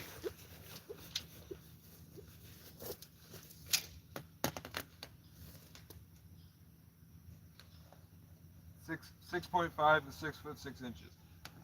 So this right here, how many? 1, 2, 3 in the roof. So the roof 1, 2, 3. The fourth one here. So here, right here, see that point? To the roof 1, 2, 3, 4. To one above that thing. So right here, a little. So right where this, you see that triangle, where the triangle where this and this would meet, up one of those right there, and then the whole side of the camper. That took me between 6 and 9 hours because it's log siding. All the way down to the ground. 6 hours and 30 minutes. That's pretty fair. That would mean 3 hours and 15 minutes from that point down to the ground to in the middle of these wheels. 3 hours and 15 minutes. That's pretty fair, right? It's tough. It's tough work. It uses up a lot of pads. You have to go really slowly so that it grinds all the really thick acrylic paint out in the log siding. So 6 hours and 30 minutes from that point right there across all the way down to the ground. Using that as a reference, with all of my dimensions that I did, that rate of how long it took me to do this, with all the space that I cleared, is 32 hours. If I went the same speed the whole time. So we have 8 to 6:25 minus lunch, 9.5 hours. 7 to 4 minus lunch, that's 8 hours. 8 to 4 minus lunch, that is 7 hours. 9 to 4 with no lunch, but some of this time, like 2 hours of this time, was spent driving around looking for 60 grit Diablo pads that nobody had, and I settled for 80 grit. So we'll say 11 to, the receipt itself says 11:05 or something. So let's say 11:30 because it's 15 minutes away. 11:30 to 4. That is, I have it on hand, and I posted it. It's let's do it in my head. 9.5, and this is 11.5, so 11:30. So 10 hours, 18 hours, 25 hours, and then that's 29 hours, not accounting driving time, which brings it to 31 hours. And I think I had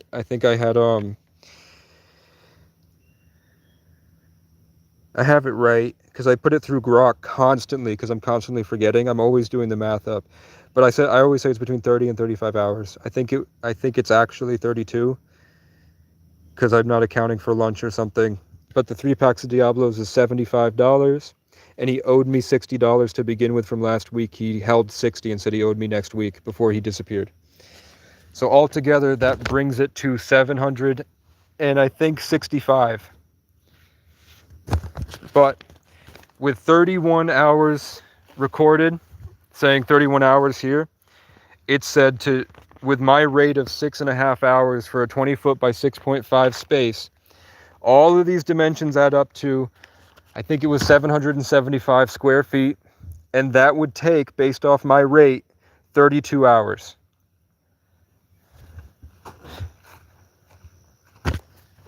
It lines up. Can you get the camera footage from the store you got the pads from? I asked them. They said it, if they find it, they'll email me. I don't know if they record it. I'm sure they do.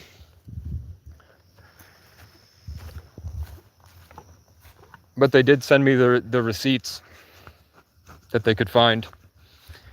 Hard to dispute the 27th, but what's not hard to dispute is that it literally would be impossible to do in the time that they said that I worked.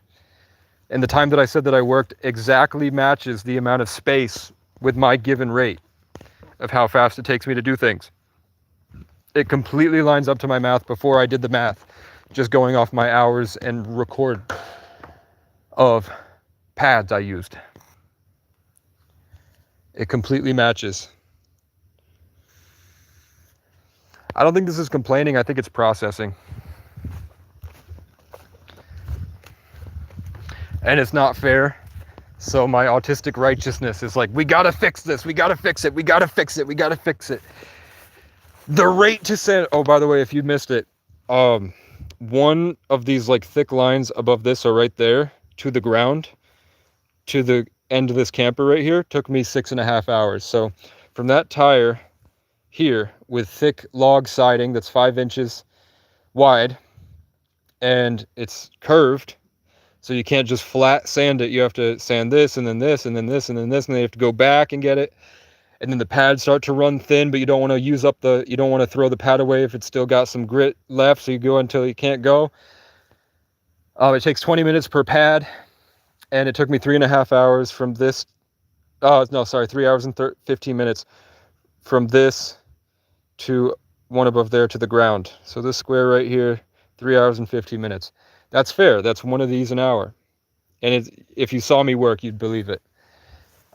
It's a difficult job.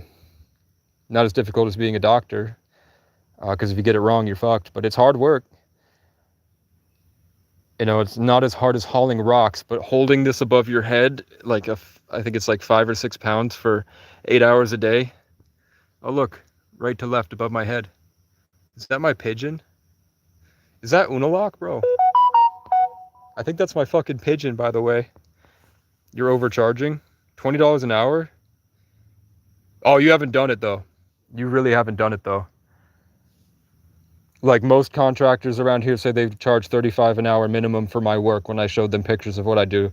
They said $35 an hour. If you Google how much a contractor should charge for thick acrylic paint on log siding, putting it to bare timber, they usually say between $60 and $180.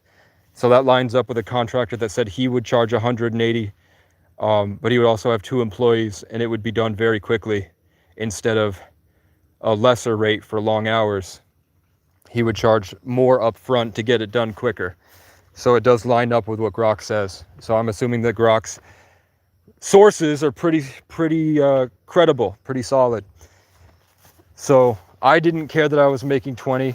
When it became time and I was by myself and I was buying my own materials, and she was saying every day that she's talking to him and that he's telling me to do everything I can do on the ladder, just don't use the lift. So I just continue going because I figured I'd have to do that work anyway if he was here. So why not just do it? Because he apparently he broke his ribs, and then he got a cold, and then he got COVID. So I was like, the work has to get done anyway. If he was here doing being up on the lift, I would still be doing this anyway. So I was like, let's just, because they were always really stressed out, freaking out about the time limit and how long it would take and trying to do it faster. He started cutting corners and telling me not to do the whole thing and just get the sheen off the paint. And then she didn't like that, so we have to go over all that. So I was like, to save time, I can do it a week, you know? In this week that he's disappeared and he's not answering me, but he's answering her, and she's telling me that he's telling her to keep going. He already owed me $60, then he disappeared, and then 2 weeks later now he says, there's no way I work 32 hours. So then I went there and I measured the entire dimensions with the reference that he knows I did, so that you can reference how long it takes to do a certain space and then cross-reference that with the total amount of space I sanded alone. You can find that it exactly matches what I wrote down for my hours. But for some reason, the owner is saying I didn't show up for a day, and every single day that I work, she skimmed off a few hours. And now she's hiring a different contractor, and I think she's just fucking him over completely. So he took her side and she fucked him over in the end. They were both working to profit off of my hours, while I sat there with my listening to 3 Days Grace and Avenged Sevenfold, just going nonstop. And it is hard work, especially 7 days in a row. That shit sucked. And it's really hot out some days, but I didn't really care because I like doing it, and the alternative would be sitting here barking back at the crows. You know what I'm saying?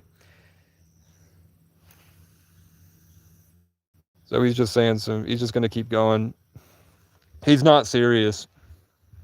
He doesn't mean it. I trust the opinion of actual contractors, especially actual contractors that work down the road from me, that do these types of jobs as well. They just don't need help right now. But they said 35 an hour or a walk. And if I had room for you, I'd definitely bring you in, which is the nicest thing a white person has ever said to me. That isn't on the screen. Somebody took their like back. Let's get my chair, man. Tonight, because we're in the changing of the fates portal in astrology, which has been prophesized for over 100 years, every decision you make really impacts the trajectory of your future. And because we're in a Saturn influenced year, we're being crushed. Like, where karma can hit you, it's gonna hit you. Any way the devil can get at you, it's getting at you right now. My boss got hit by a car, and then he got COVID, and he got a bad cold.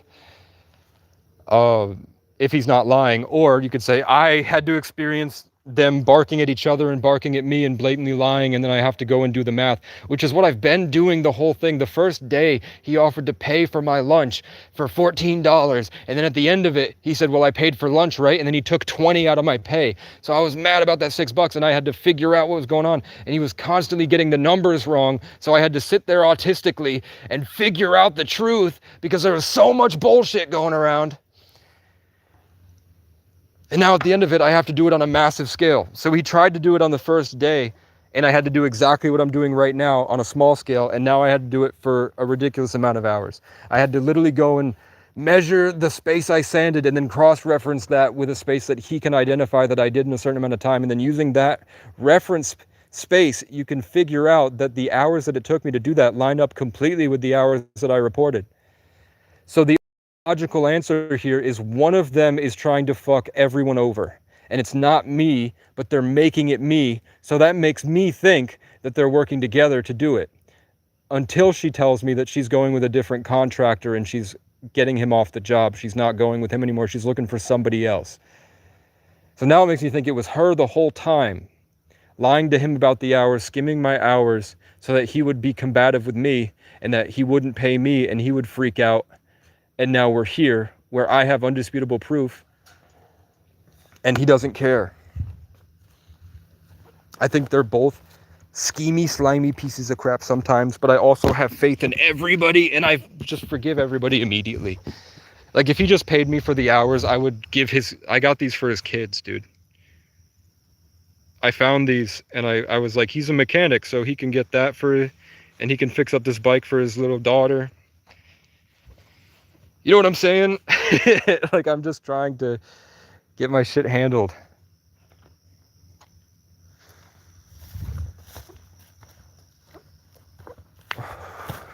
But yeah, it's all right here.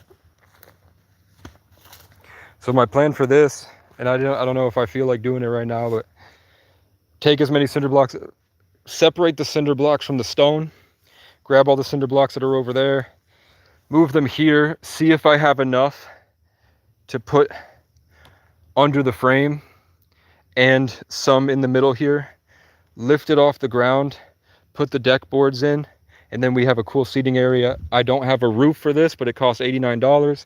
And then I'm going to grab, I have all the walls for it, set up the walls so that there's no more mosquitoes and bugs, and you can be out here and you can just sleep outside.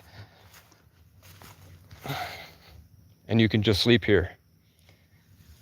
So you can come out here, and then eventually I was going to try to help them get rid of this eyesore of a moldy 30-year-old camper that the owner is 90 years old and he can't come here because he lives 2,000 miles away. And the people that he entrusted to manage the property have come up and smashed my other gazebo. They smashed my wooden cross that I built. They stole my trash bags. Then I posted publicly about them stealing my trash bags. And then they smashed my gazebo again and chucked my trash bags in. It was a sunny day. There was no rain. There's no way that this fell over. There was no wind. It was smashed by somebody pulling from the top and then just ripping it down. And then it looks like the ones that fell afterwards, they just snapped in half over their knee. And then I found that the cross in front of the tiny home for the owner was peeled off his lock and then placed upside down in front of his door. I opened the door to put the cross back, and there's a sign, there's a little card for the civil division of the sheriff's department. I call them and find out that the daughters have superseded the 90-year-old owner and are taking all of his assets, and they are now saying I have until October 14th to get out. And then the Knights of Columbus have said that they're going to log this whole forest and sell it for themselves and then make it so nobody can come up here. When the owner devoted 50 years of his life to this property to make it a sanctuary for Christians to come here, rest, and rebuild. This looked really nice at first. I swear to God, I did a good job on it. It was like 95 degrees, so I needed shade to be out there. But now that it's kind of crushed and the gazebos are fucked, it looks bad. So I'm going to be moving that up to the top because there's leaks throughout the whole camper. It's moldy. I have roof pitch in the car. I have to get one of those kind of squeegee things, the rubber thing, and I'm going to have to go over the whole roof. There's a patch that's broken off and just goes right into the camper. I have plywood and a circular saw to cut the dimensions, put that in, and then put the roof, super glue it and then put the roof sealant over it. Just to make it so no more water gets in and it's sealed. And then after that, then I can go through the camper and clean out all the mold. And then the job site involved pressure washing, sanding, and painting. I really wanted to, I know how to sand and I do an amazing job at sanding. I hadn't had a chance to learn how to pressure wash or paint yet to show that I'm not trying to scam him in my hours or overcharging. I was really excited to learn how to pressure wash so that I could pressure wash this whole thing, and I wanted to paint it. I wanted to hire an artist with the money I was going to make from the job to paint this beautiful mural on the side so that when people come up here, if they're not going to move the camper, when they come up here, it's not a subconscious block in your mind, this big wall when you're expecting an open space. I wanted to have this beautiful mural, and then I was going to move that cross to the front and put the cross on the front. And then when you go around the back, a whole garden section where I did brush cut all the prickers out of here, and I got a bunch of stones to eventually put stone and make this so grass can't grow in it, so that's a seating area with a fire pit with a grate, and then there's a pipe under the grate that goes out to be where the rain goes, and then put a fire pit over it so the water can still go under, but it's made of stone, so that you can have a fire pit here. And then you can see I have a shit ton of lattice, a lot of lattice and stuff to build out the seating section so that people come up here. And then I got all these stone pavers over there so that you can get the stone pavers and go here, stone pavers, and then you go over to the gazebo. So that, because it's supposed to be a sanctuary for Christians to come and rest and find God. I also got them, my only malicious intent for the property was like, maybe they'll let me put a platform and then put this bench press and pull up and dip bar on it, so that when they come here and they freak out and they find God and they get rid of their limiting beliefs and their PTSD and all the shit that society gives you, when you go back out, it's like you're just going until you're eating again. Instead, you go and work out, which gives you confidence, and it cements this feeling without the need for social validation and social consequences of feeling different. You find yourself in all the stuff that spiritual people say, and then you go work out. But now the daughters have taken over the legal rights to everything that their 90-year-old parents have, and they are going to log this whole forest and sell it between them and the Knights of Columbus, who only mow the lawn when the people are showing up to see if they're mowing the lawn. I had to get a push mower to do it myself, and then they showed up. So I don't know if it's worth it, but I'm at least going to, kind of like how Buddhists will like put the sand in the rake in the sand. I'm just going to be, putting the pavers in and all this. So I'm going to start doing that.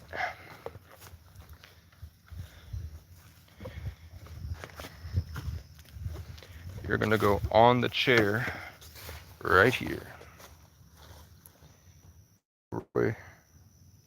Inbred white losers trapped in a culture designed by Freemasons to inhibit you and keep you from the connection to the living forest. Wow, wow, wow, wow, wow, wow. Truly, oli, oli. I bet I could hang this. I can't reach that.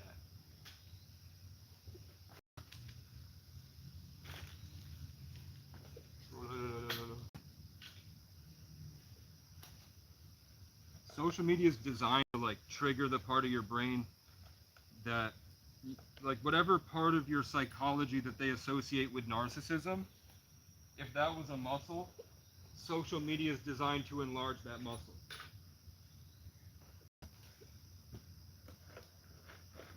The heroin hit of hitting the comment or post button, the heroin hit to your brain, it stimulates the same part of your brain heroin does.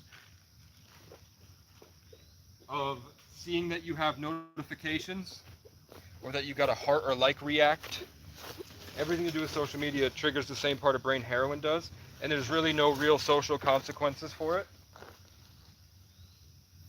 So you can accidentally validate yourself into psychotic delusion. And you see a lot of people in comment sections are very, very trapped in that. It was designed to be that way. So that really sucks. And on my end, I just read it all the time.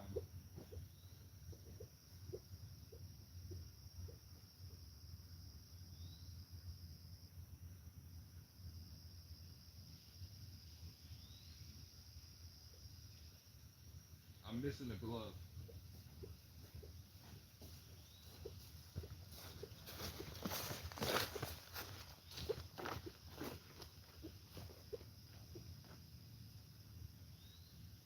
Which one of you took my goddamn glove?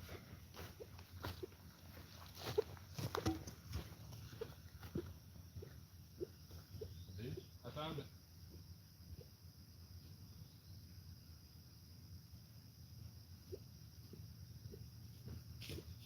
I'm something of a crow myself. Wow, wow, wow, wow, wow, wow, wow, wow. Praying mantis alien. I want to put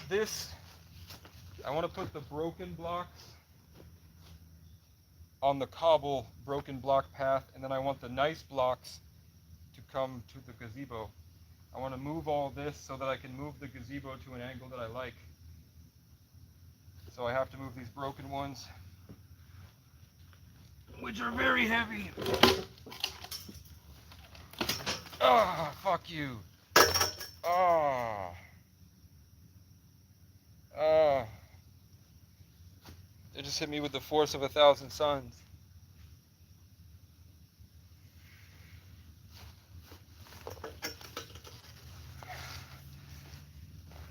It wasn't that bad.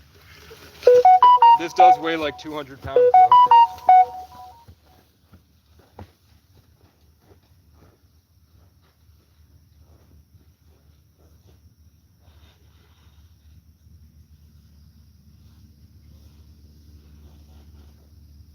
You think I'll get paid?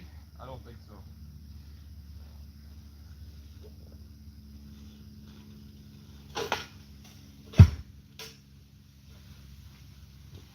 Hey, these broken wings. Do I have a nosebleed? My nose might start bleeding soon. Oh, I dropped it anyway. Look with your special eyes. My brand. Don't fall.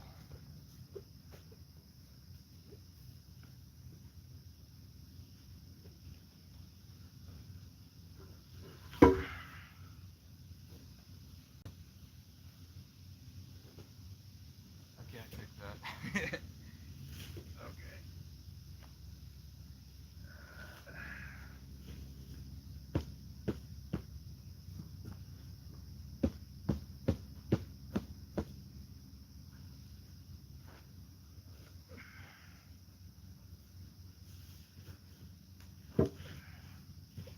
Prickers. I like how it looks that the grass is growing in between the concrete. Let me show you. I think it's really cool how this looks. I think that's really cool. Which is why I'm only using 3 so that the grass grows in between.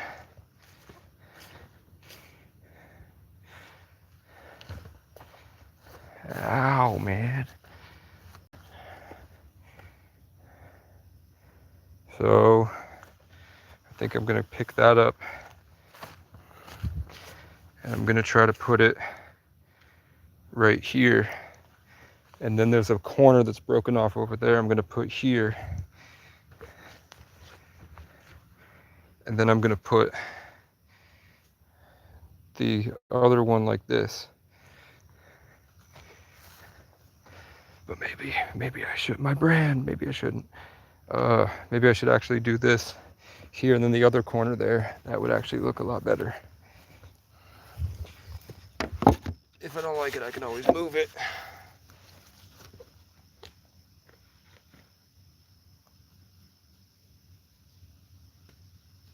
I learned a long time ago, there's nothing you can ever do to get people to like you that isn't not you. To try to get people to like you would be to put on something that isn't you to create a change in other people. The best way to get people to like you is to be yourself, and whoever likes you likes who you actually are.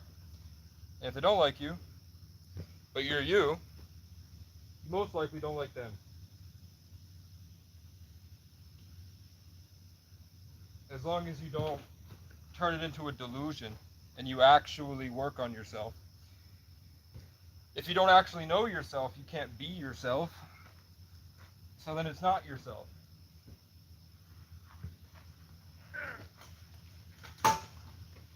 It's not completely a load of hogwash, whatever I just said. But I just got hit with a 200-pound piece of concrete fell on a dolly and it smacked me right in the face. I feel kind of weird. But it hit my nose, so it's not that bad.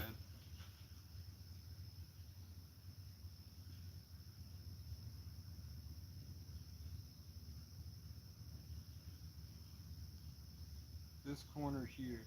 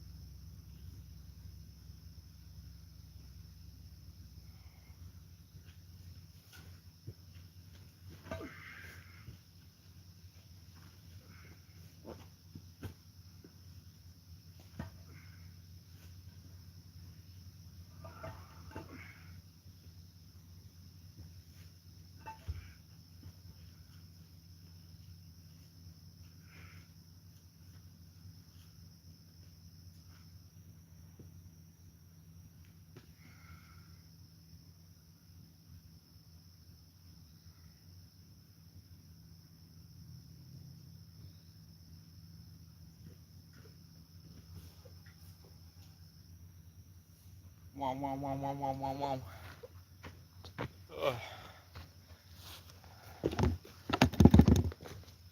Wait. Hold the phone there.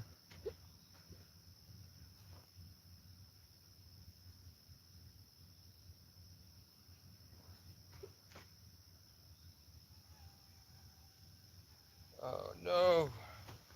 Wait. This, there. Corner. There. It's still, I need one more broken part. I don't know if we have that.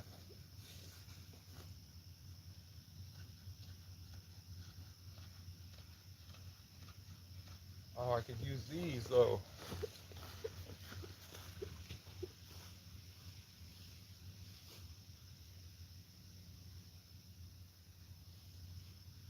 Do I have a thicker one?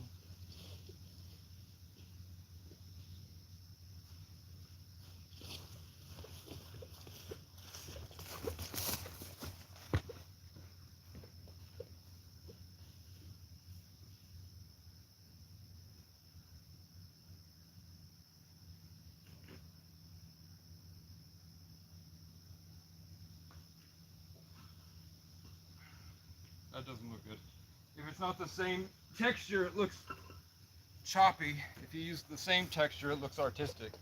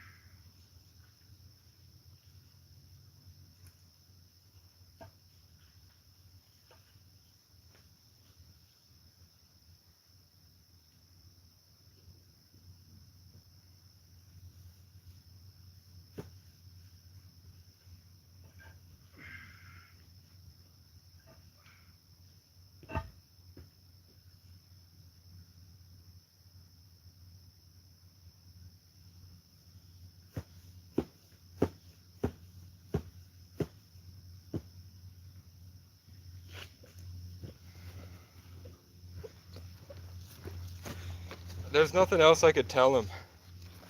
I sent him the dimension. I used a reference to show how long it takes to do. I used that reference and the dimensions to show how long it would take to do the entire thing that I did, and it perfectly matches the hours that I told him. It sucks because it means that something went wrong with the client, and it's so obviously wrong as literally saying I didn't show up to work when I did.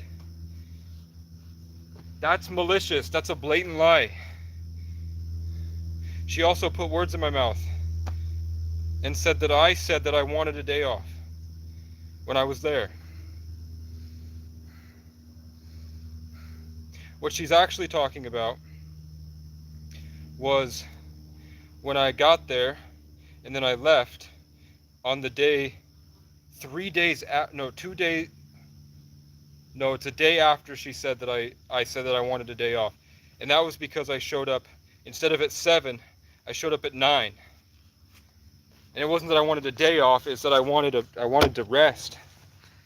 So then I got there and I used up the pads.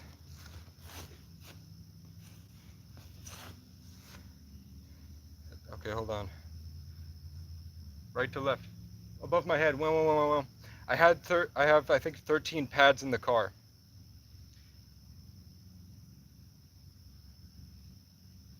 I think that I was about to run out of pads, and then I went to look for more pads and they didn't have any. So then I drove back, and then I ended up having to go back to get more pads.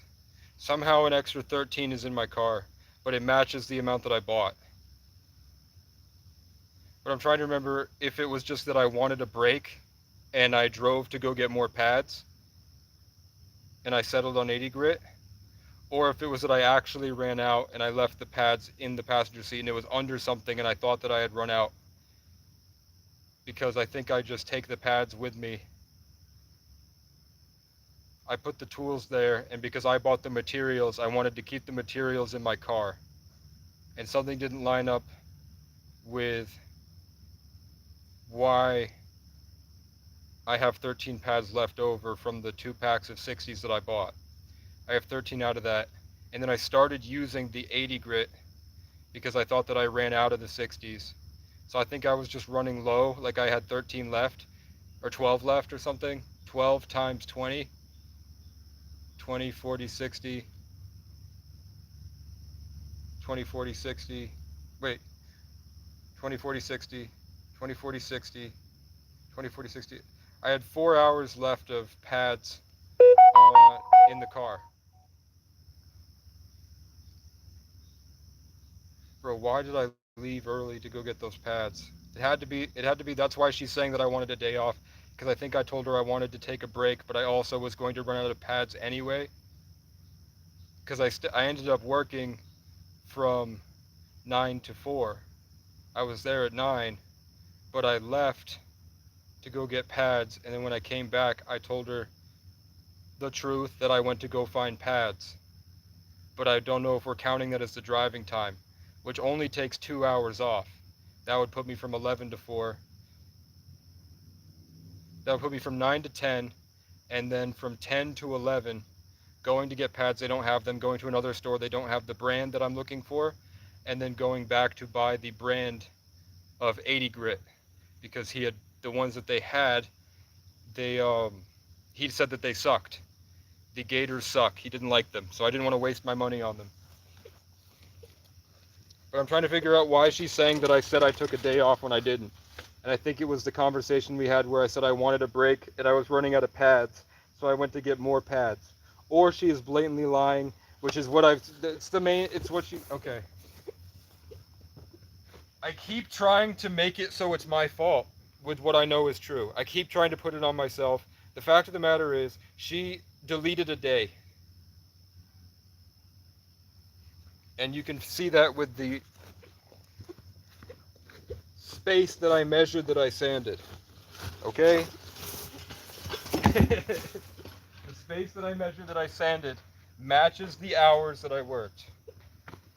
The amount of pads that I ended up using was exactly the same amount of pads it would take for the amount of hours that I worked.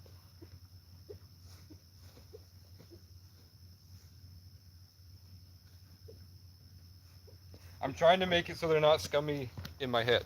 I don't want it to be that they're scummy and they're lying to me, because I don't want that to be the case. I want it to be that I messed up somewhere, but I'm not. The math lines up. The hours line up. I was trying to say that I know I'm not very functioning, so I'm trying to say maybe I did mess up, but I didn't. I did the math. I did the math of the space, and then the math of how long it takes me to do a set reference space that I can prove, and I know that I did, and that matches the hours that I worked. So there's no way to do what I did in less time. And even cross-referencing that with what people say about carpenters,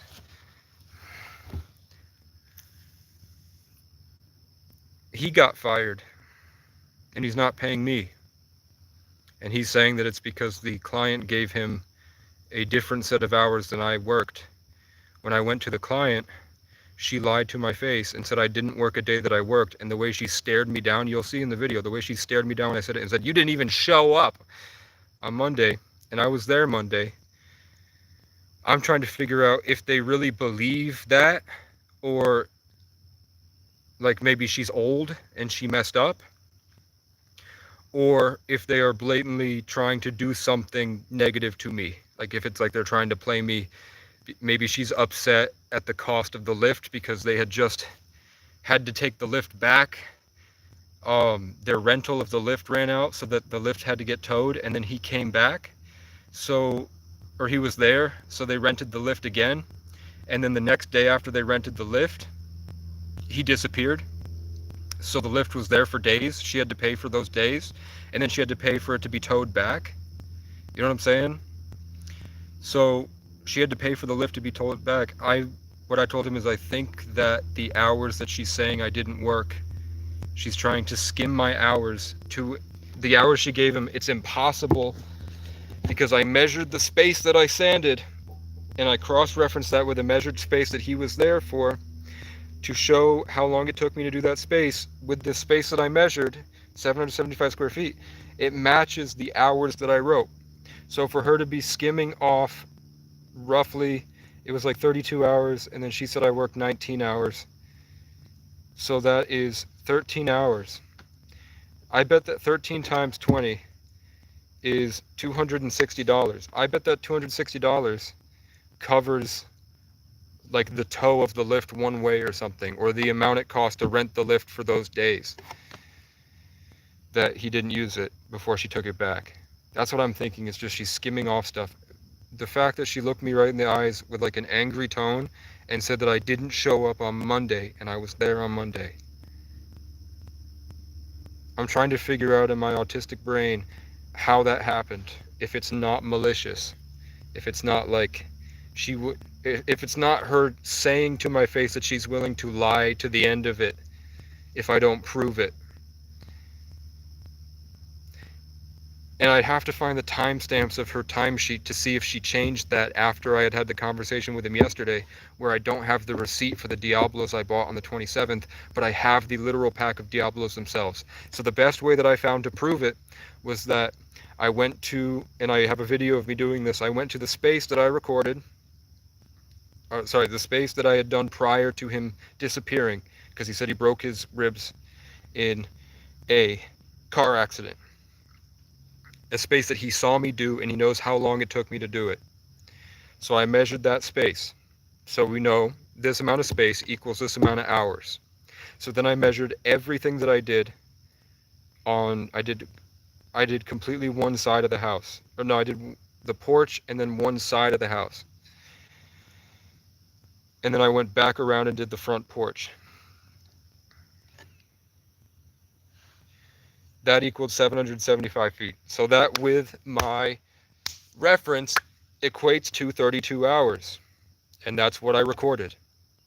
And then I said, how about a professional carpenter or contractor who makes 180 an hour? How much would it take him to do that? And they said between 30 and 40 hours.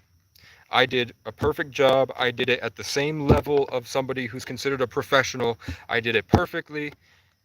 And they're still persecuting me and telling me that I'm lying about my hours, and I was literally there.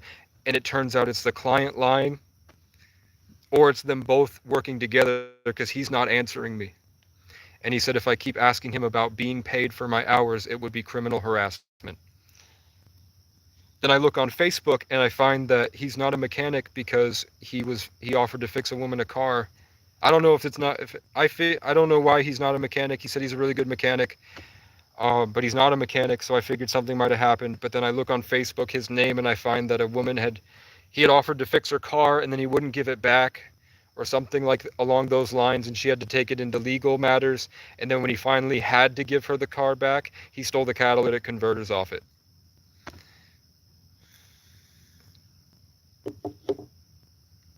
That's why there's a mafia to fix these problems. It's more likely that he will kill me. It's more likely that he's probably more involved in the mafia than I am. I'm not involved in the mafia at all, actually. I lived with vice lords for 6 months, and they made me fuck a prostitute when I was 22. But I'm not a gang member. I don't even talk to those people. But I lived with them for 6 months, and I think that they have a lot of value, regardless of their criminal activity. And actually, they had just gotten out of Dannemora for 5 years. They were on probation. They literally couldn't do anything illegal. So them at like the probably only time in their life that they weren't doing anything crime related, where they were just chilling playing Grand Theft Auto, and I was living with them in the motel. Bruh. No meth, no drugs. And there was this 19-year-old Mexican girl that gave me head for 3 hours. She was pretty cool.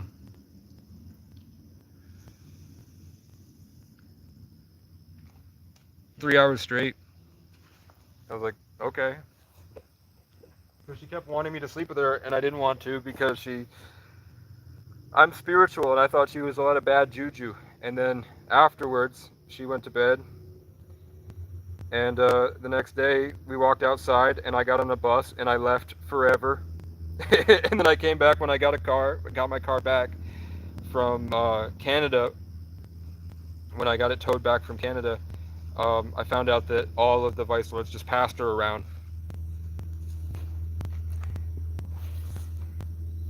But she said she had fun, so that's cool. As long as it's away from me.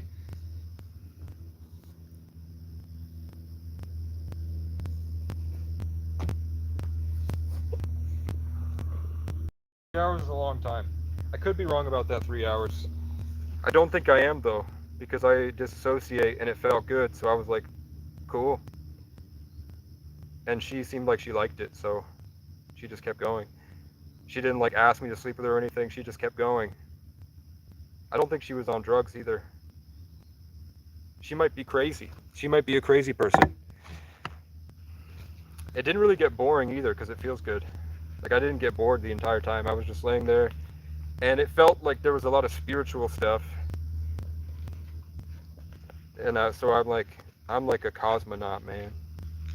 I'm trying to figure out what's going on spiritually during that too. Like learning what love is, I guess. I'm not full of crap though, I swear. I think it was 3 hours, dude. Now I'm gonna have to go cross-reference the time it takes to feel something, and then I'm gonna have to measure that, and then reference that to another time, and then I'll figure it out. Then I'll get to the bottom of it, which I did today. I'm also not lying about the measurements, and I have it on video. I eyeballed one small section because she was tweaking out, and I would see she was very frustrated on the phone, meh, meh, meh, meh, meh, meh, and I would have to pass her to go measure. It's about standing, it's to my chest, my neck here down, and this wide, because I know the exact width because that same measurement is used throughout the building. So I just had to eyeball. So I actually gave myself less square feet than I actually did.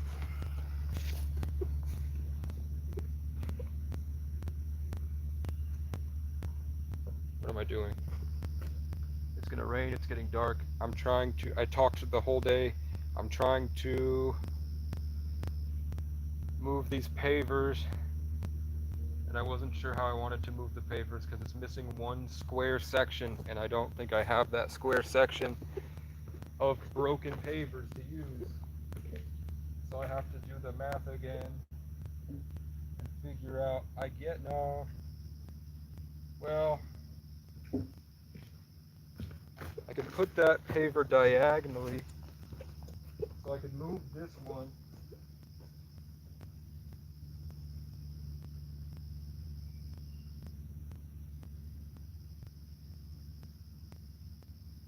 If I put the corner that's broken here, make this diagonal, move this back, that goes up, and there's still a space missing there, so that doesn't work either. But if I move this forward,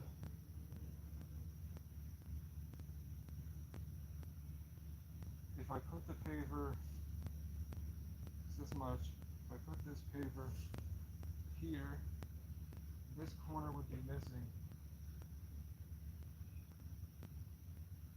To make it look cool, I put this one diagonally, so then this is here, this is missing, this is diagonally, so I can lay this further, and I can put this way, and then I can move this a little bit forward, and that would look pretty cool.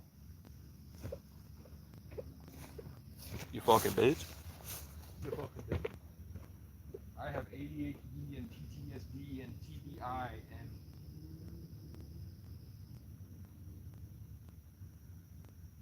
I'm just a generally beaten crazy person, but I'm not dumb and I don't think I'm a bad person. I don't think I have the brain power to be scheming. I think it takes a lot more energy to be dishonest. And I'm not that type of person.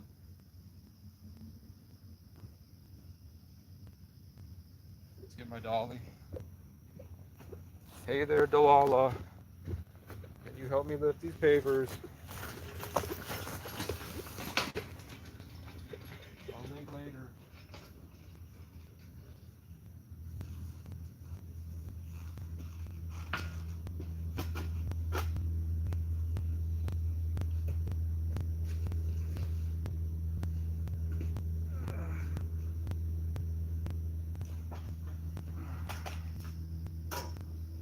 That's 200 pounds. I have recharge strength.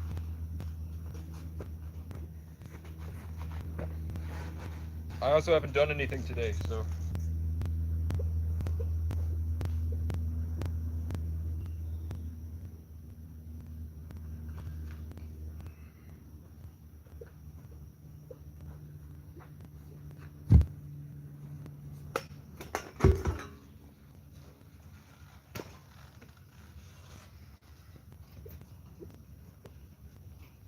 Yeah. I get it too. The shit that happens in the comment section where you kind of get like this kind of frame of talking and frame of mind, it is not authentic, and it does sort of make you leave reality a little bit. But it's not like it's just me, it's what happens on social media, but it does affect me even on this end of the screen.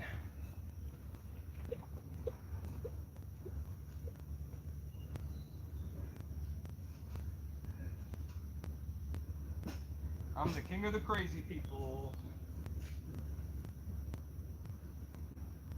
The king of complaining. Let's go. That wasn't healthy.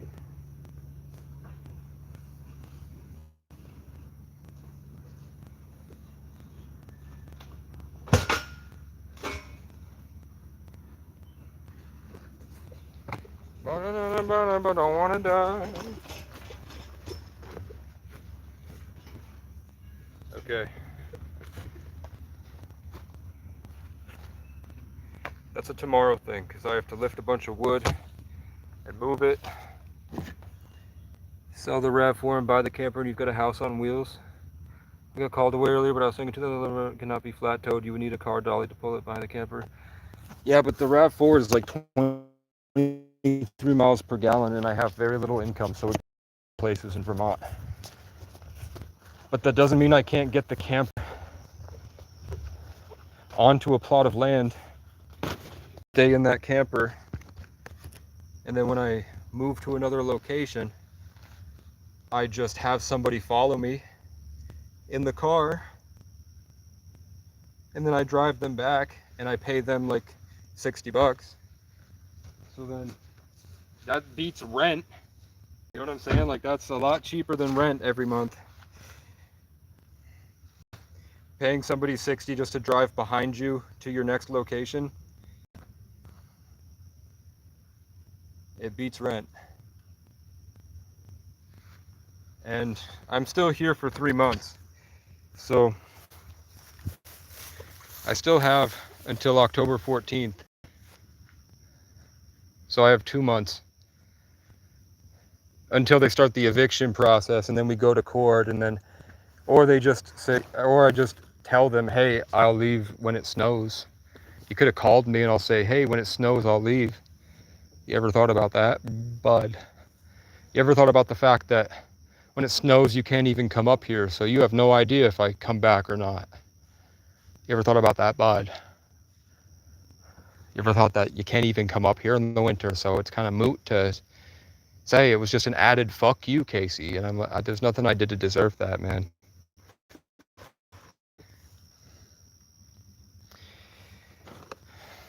There's a guy that pops in that offered me 6 acres in South Carolina.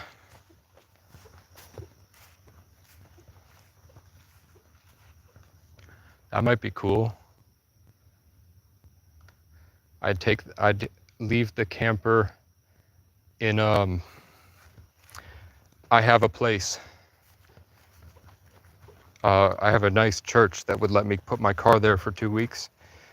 I drive the camper down there, then I just take a train back up at some point for the car or whatever for the other vehicle, and then I drive that down there, and then when I want to come back, I just drive the car up, take a train back,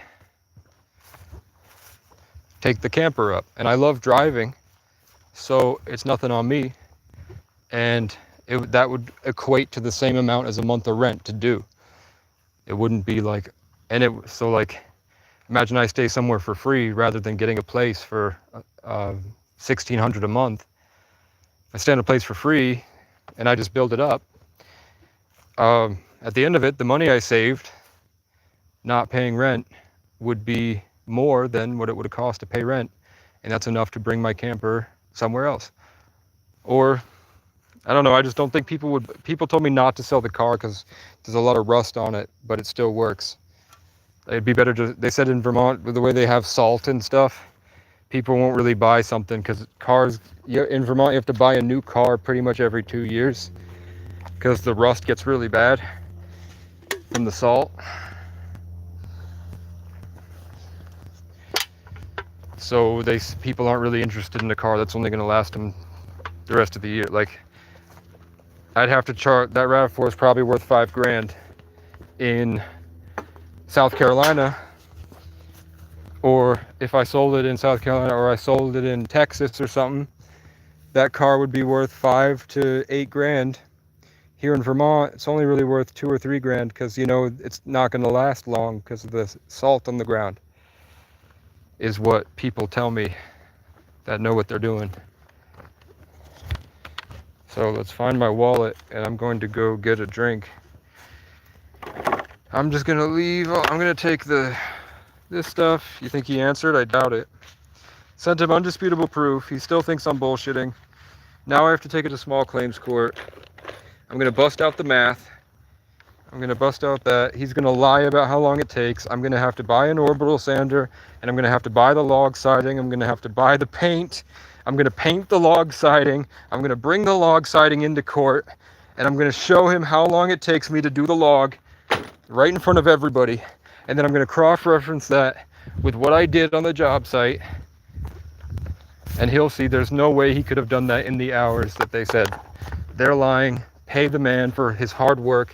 He does an immaculate job. He doesn't complain until they fuck him over. And then we can move on with our life. And they said most likely, like, Vermont is hard on criminals and homeless people. I'm not either at the moment. Because trespassing is a crime.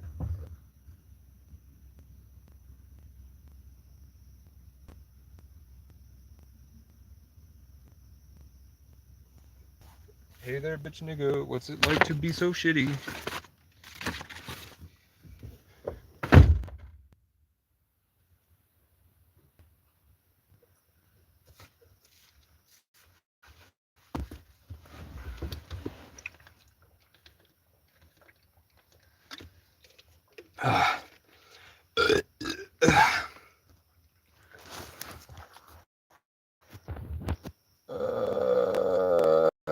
Dollar store. Dollar store. Come back. Move some shit around. Trash bags. Put stuff in trash bags. Put trash bags in car. Take car to dumpster. Throw shit in dumpster. Go to the gym. That's my plan. I'm sticking to it.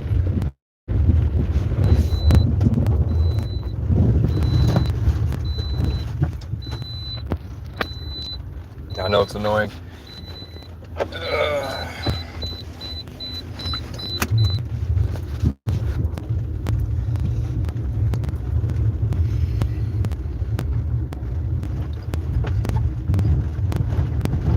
I don't know. I'll give it a week. If he doesn't answer, I'll file it with small claims court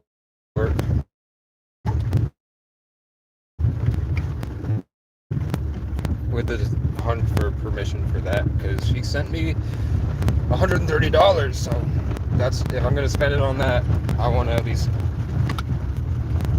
ask her. In Montana, then I get right. I should go work on a ranch in Montana, then I get right to left. I know it left me to die when I was young, making them feel bad about what happened and see me for who I really am. It's not good.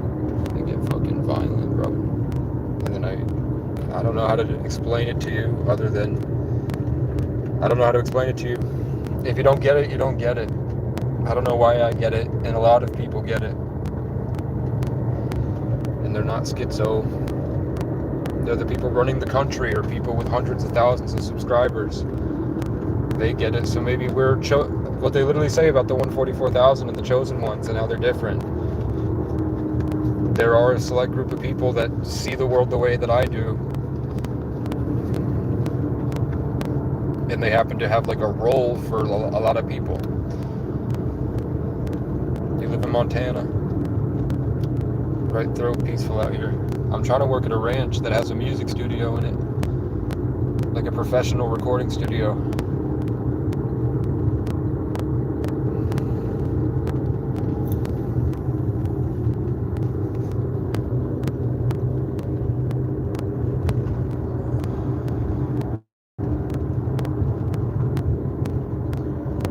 I just don't know how they like.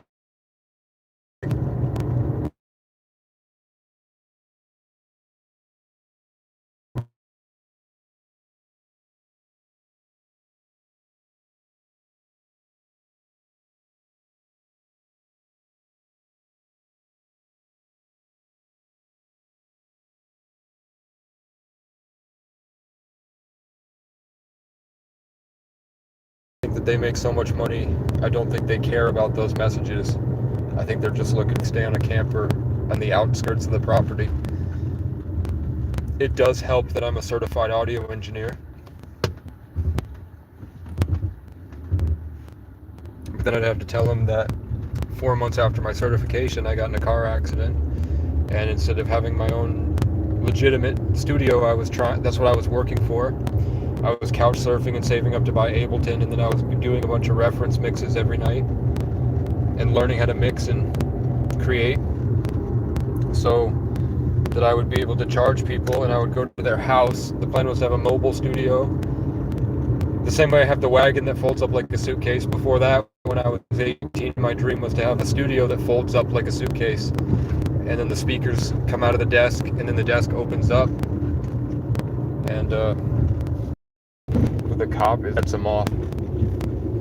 If you make eye contact with a cop, they almost always follow you.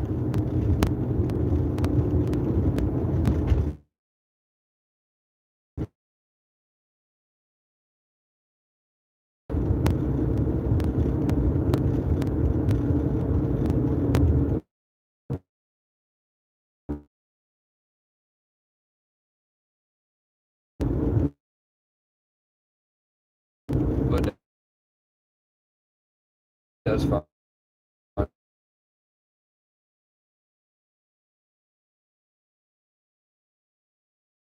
Man.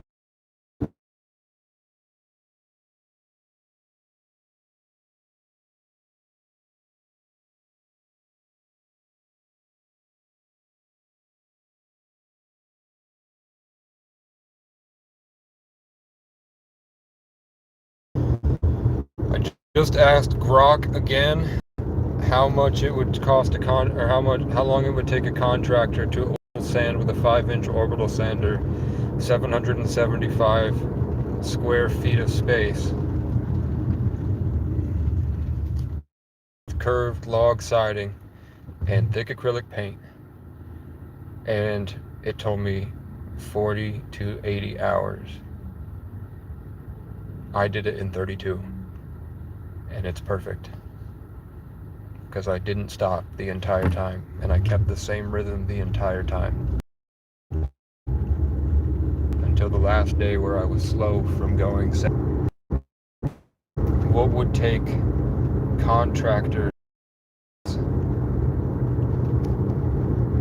do the job in half the time? That's impressive, and I'm proud of myself for that. Bitch. I did a good job. I wish my dad was there. I wish my dad could have seen me do it. He probably would have like,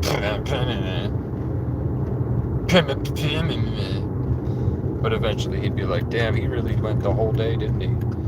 And he didn't stop.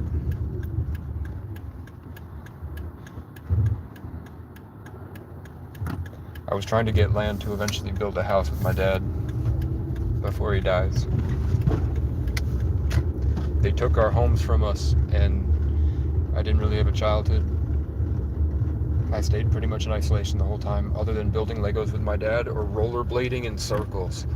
Just this one, like, 10-foot circle I would rollerblade as a kid, because it had one little ramp on the sidewalk. So I would hop up the ramp, and then I would hop off the sidewalk, and then I'd just go right back around, and I'd do it. And I would do that for, you know, they probably should have figured out I was autistic as a kid, because I would rollerblade the same 10-foot the entire day. I would just sit there rollerblading.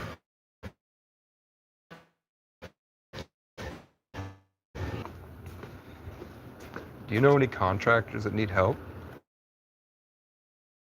Huh? You know any contractors that need help?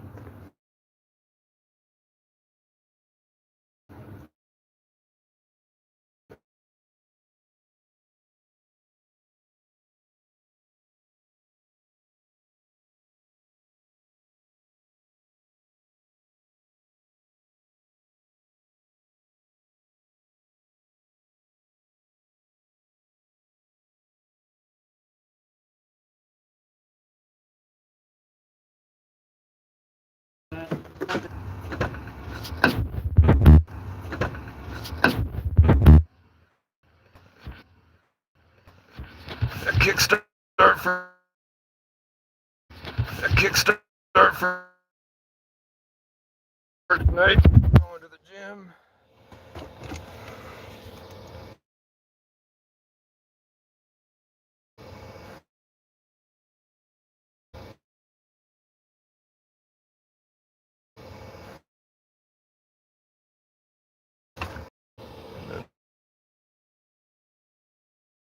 Three drinks for tonight. 3 drinks for tonight.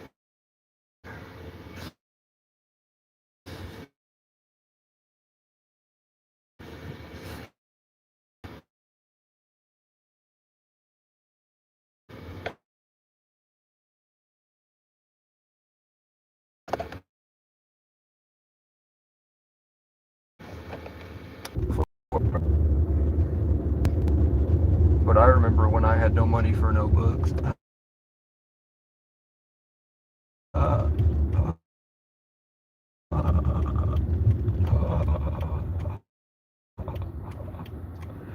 I'm kind of hungry, man.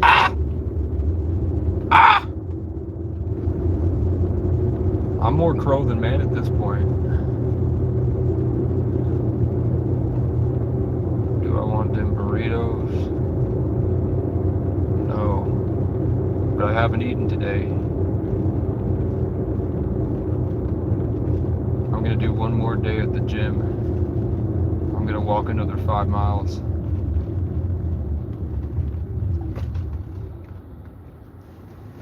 I'm going to walk 5 miles and listen to my podcasts,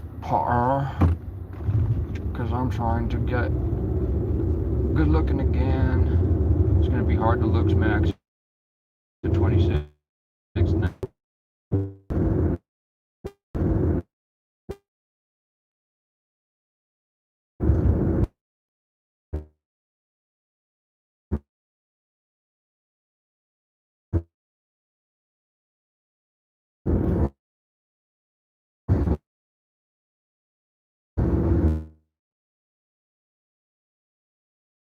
It'd be different if I was strung out on crack and stealing shit from people's porches. It was like negative 40 degrees and the park, and I had a heater running in an outlet, and I was hiding under a tarp, letting the heater run, freezing to death, and the guy pulled up, turned off the electricity, went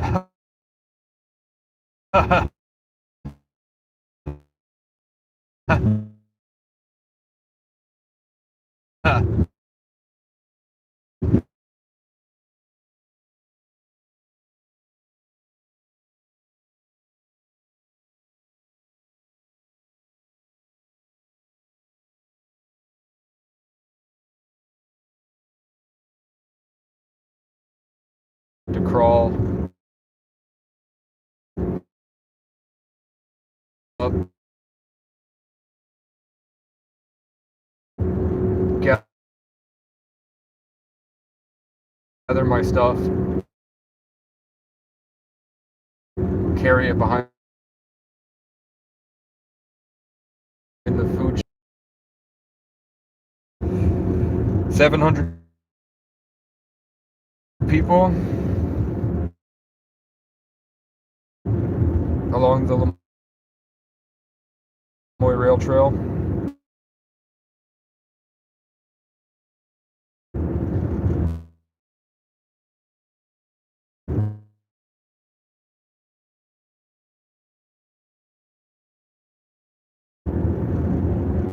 Station, 6-degree fever.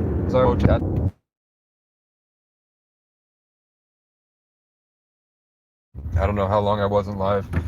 Fat white man on a motorcycle revved his motorcycle at me. Then I saw that a bunch of people were playing baseball and talked about how Vermonters have their own adult leagues, and they go to all the different towns and they play against each other, which is pretty cool. I don't even know why I live stream. I just do it. It makes me feel like I matter, I think.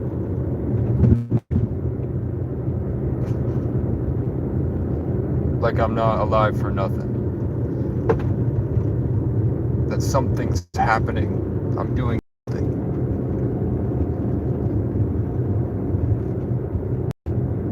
And if it wasn't for the live stream, I would be completely alone. I've been completely alone for probably 20 out of the 26 years I've been alive. It's just been in complete isolation by myself, where I have maybe 1 or 2 conversations a day.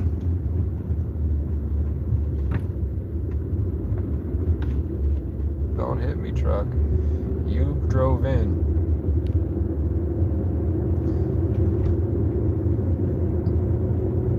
It was backing out, then it drove back in for me, and then she was staring at me, and then as I drove, because she drove into the driveway, she tried to back out again.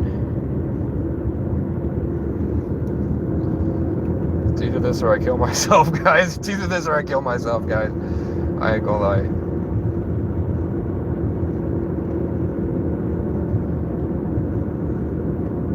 If I don't talk to the camera, I think the loneliness sets in, and then I start to binge eat, and then I lay in bed, and then I lose track of time and functioning, and then a month goes by, and I don't do anything at all. Today, I measured,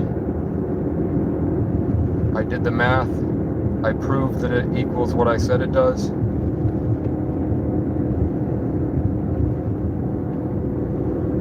And then I think I moved 4 concrete blocks under the frame, and then I moved 2 pavers. And then before I do anything, before the sun goes down, I'm gonna throw all the trash in trash bags, get all the trash out, and that'll be a real big change in the way that it looks around the place, so that tomorrow I can start to undo the roof.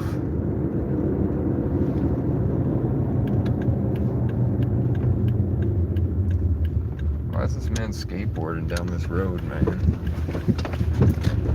And he's pulling off, right? There's just a man with a skateboard standing outside the property. There's nothing down this road. He might have thought that I was trying to hurt him or something, because I pulled up. He was on the skateboard and then he stopped as I drove by. He might be homeless because he had long hair too. He might be like me, thinking that I'm the whites coming to hurt him.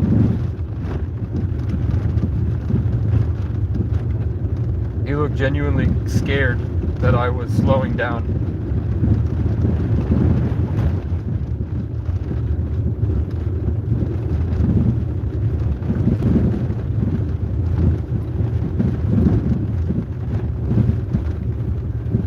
You guys think he's gonna pay me?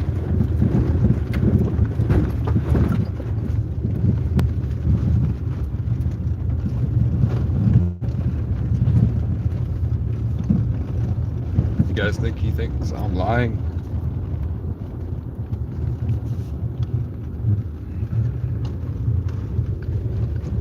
Or you think he knows I'm telling the truth? Well, she's now lying. So she's either lying to him and me, or she's lying to him and she's blatantly lying to my face, or she genuinely believes it, or they're both working together to cut my hours and not pay me.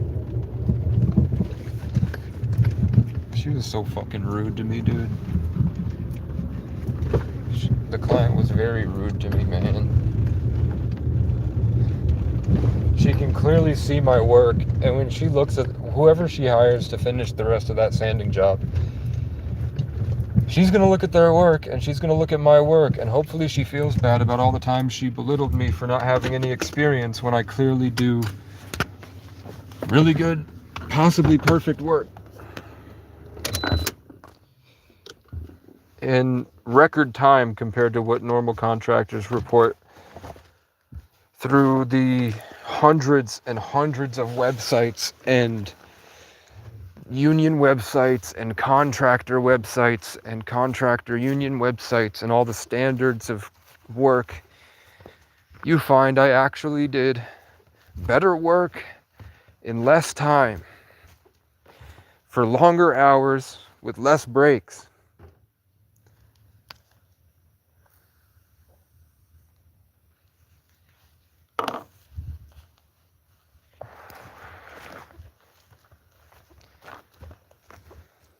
You fucking bitch. Thank God my trash bags have been returned to me.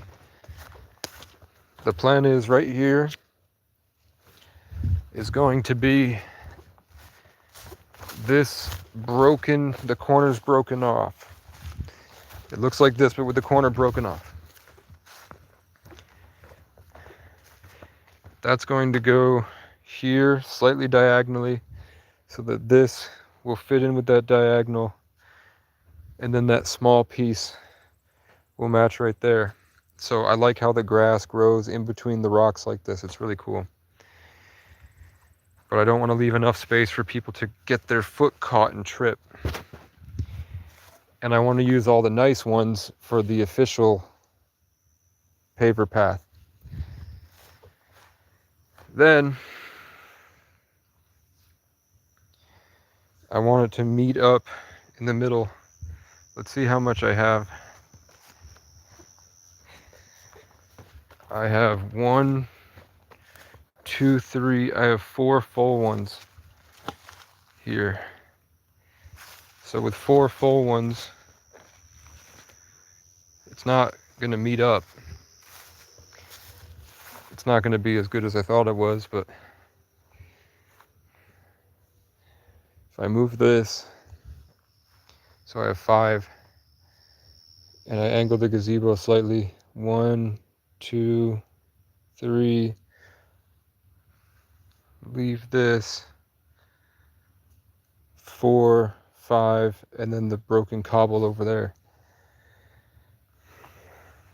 So instead of, I really like having this right here.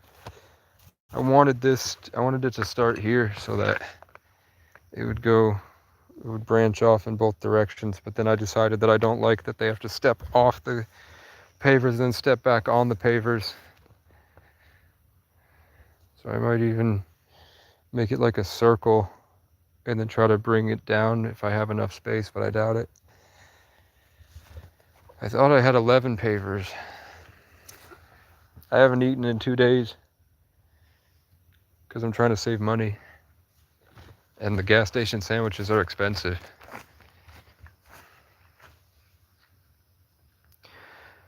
I'm trying to save money and just go on the treadmill until I lose all the fat and I'm skin and bones. And then I can organize the protein powder and all the protein bars. And then I'll get my macros right. And then I'll go back into the gym to do the weight training part without the fat on me. I think that'll be cool. But I feel like I don't feel good, man. What am I doing? Trash bags. Why am I holding these gloves? So I was gonna put the paper over here, but I'm gonna do that tomorrow. Today, trash bags.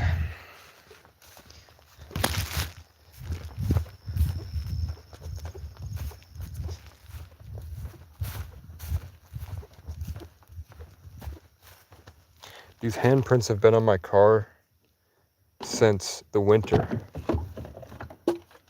That was from people looking in my window in Long Lake, New York. When I walked out to the gas station to ask if they were hiring. And they said they might need a landscaper in the spring. So I said, hopefully I can be here for the spring. And then when I got back to my car, there were 3 cruisers and there was a lot of people there. And they were all trying to get the cops to do something, and the cops legally couldn't do anything because I got permission to be there. So then they keyed the shit out of my car. And then the next day they did the false police reports again. And then told me that they were going to chop me up and throw me into the lake if I stuck around. And then they turned off all the cameras. They put on this weird siren, and then everybody left the building, and they were all looking at me. That made me feel like it's a cult. They told me they're eat baby rich out there, and they're all inbred. Is what someone at the gas station told me.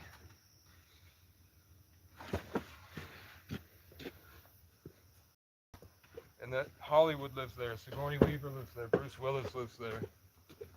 And those people eat babies, I think. So then the state trooper said, you might as well just drive back to Vermont.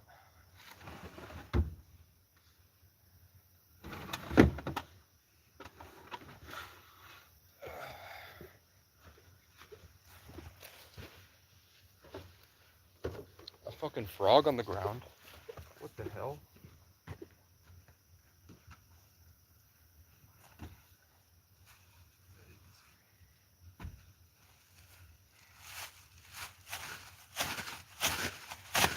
My trash bags disappeared for a week until I posted on YouTube that I knew that they took my trash bags, and I had left it there as a test to see if they would take my trash bags and why they were taking my trash bags. And then over the next few days, my trash bags were returned to me. So they must have some way to know. There's got to be a camera out here. They must have some way to know when I'm here and when I'm gone. When I first moved up to the campers, I did hear somebody in the middle of the night walking through the woods right outside the camper stand there. I thought it was a bear, but then I saw their shadow and it was a person. It was one of those nights where you can see. It just didn't make sense. I swear to God, I saw a person. I thought it was an alien. But then somebody that works at Border Patrol relayed to me that the cops around here will put cameras on people's properties to monitor human smuggling and drug dealing. So people don't really know how I get income, and everybody assumes I'm a drug dealer before they find my YouTube channel. So, like, everybody always freaks out and asks me, what's your income? How do you get income? And they don't believe me when I say that a family sends me their tithe because they're not happy with the church. They think everybody always thinks I'm full of crap.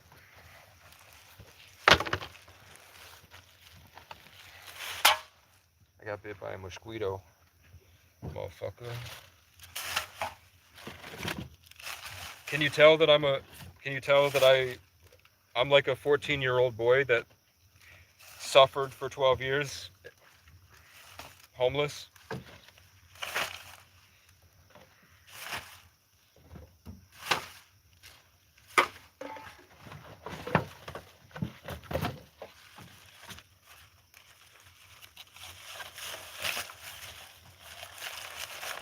I've been listening back to myself sometimes, and I can really tell that,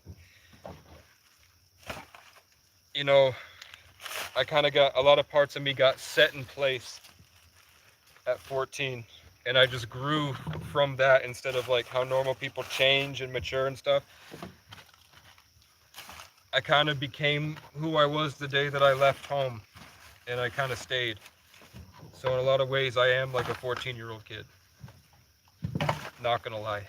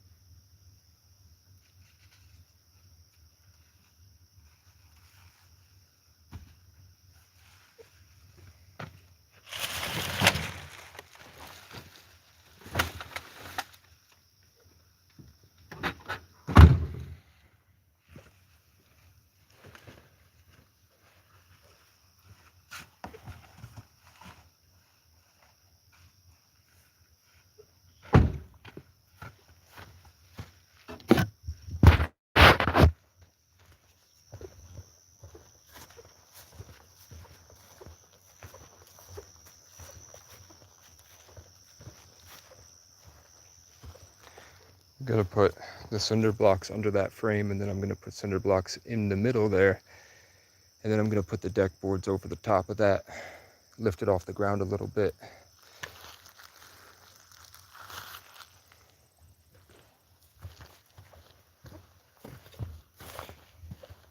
And then I'm gonna varnish it, or whatever you're supposed to put, some type of oil. What up, Jesus? Are you real?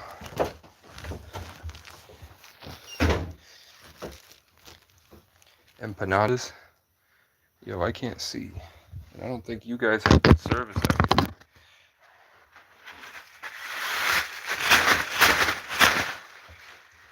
Yeah, I can't see, so I'm not gonna. That's a fold.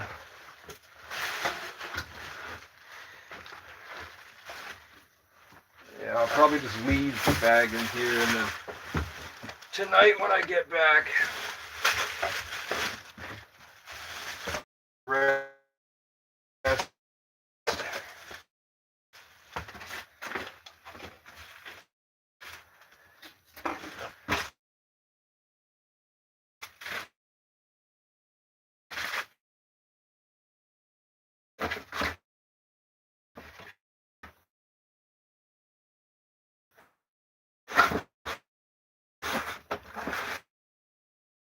I sanded and lined up perfectly with my hours.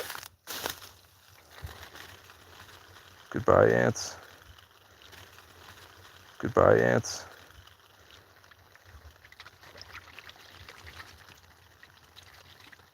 Fucking mosquitoes.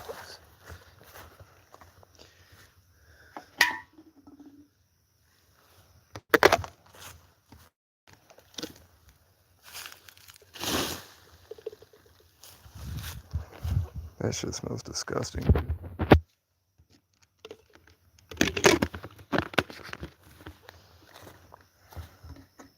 There's a lot of mold on these. And ants were eating it. I think it's gonna rain.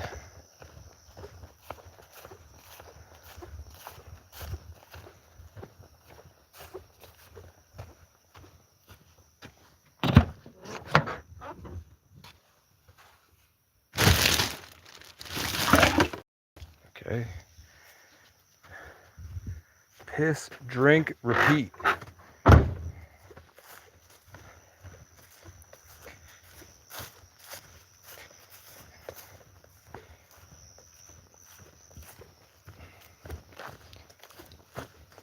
I'm going to show you what the view from the gazebo is going to look like once everything's cleared out.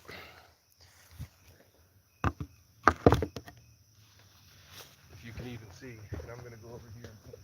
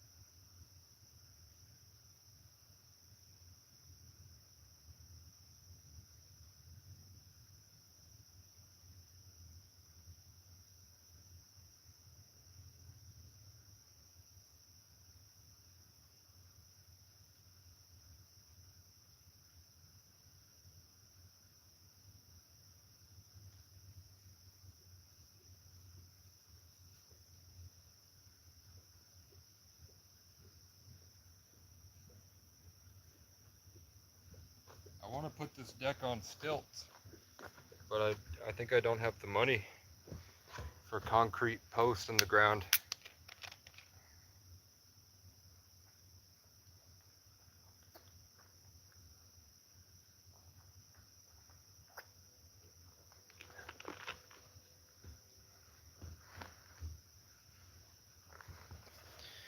Like mosquitoes in the cities, we need blood and it ain't pretty. Chasing a light that kills ourselves. Don't tell me after everything I've been through, the hells that I've been sent to, I should just give up and get a life. The world put me through so much that I can barely function. It takes everything to just get up and try. Fuck it, I'll wear that blue collar, waste my life for dollars, maybe find love when I'm 45. Sit there in a shitty house, listen to you bitch about all the things you're too afraid to try. Maybe then I'll feel a spark, finally open my heart up and take off in the woods again at night.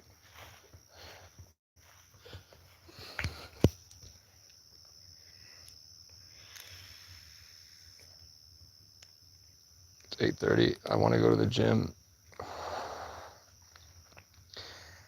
at 10.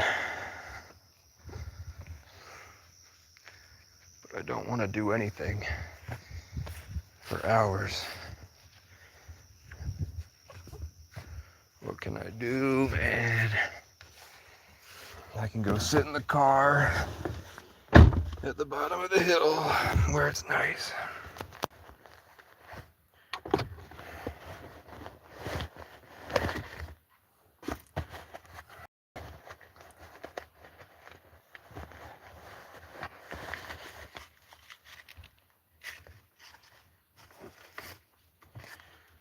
What do I do with my keys? What do I do with my keys? What did you do with my keys? Woo, woo, woo. Gloves. There you are, bitch. I'm going down to my spot. And I'm gonna wait. At 9 o'clock, I'm gonna end the live. I'm going to do something for an hour. I'm going to leave to the gym at 10. I'm going to try to do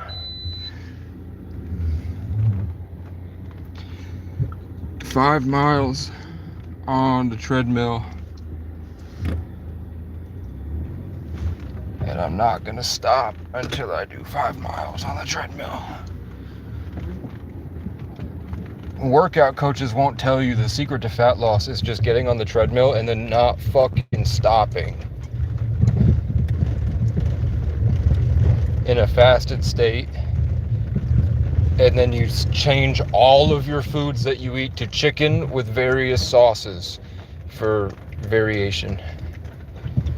So you have chicken, but sometimes you fry the chicken, sometimes you saute the chicken, sometimes you bake the chicken, sometimes it's chicken tikka masala, sometimes it's popcorn chicken, sometimes it's Cajun chicken, and you just eat chicken and eggs with lemon pepper and cheese because it's delicious, with onions and peppers.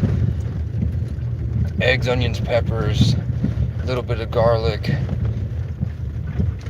lemon pepper, and your choice of cheese. And you just eat chicken and eggs. And then when you want something different, you just fry vegetables in a sauce that tastes like what you want to eat. You want those Doritos? Crush up the Doritos into a spice and just sprinkle it on your eggs.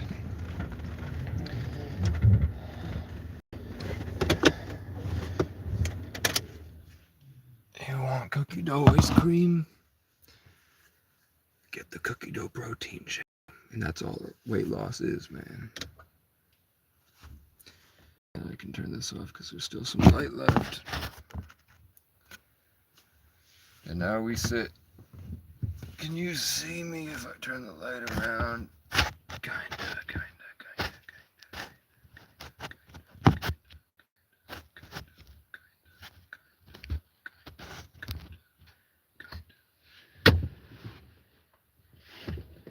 He's not gonna pay me for my hours, man.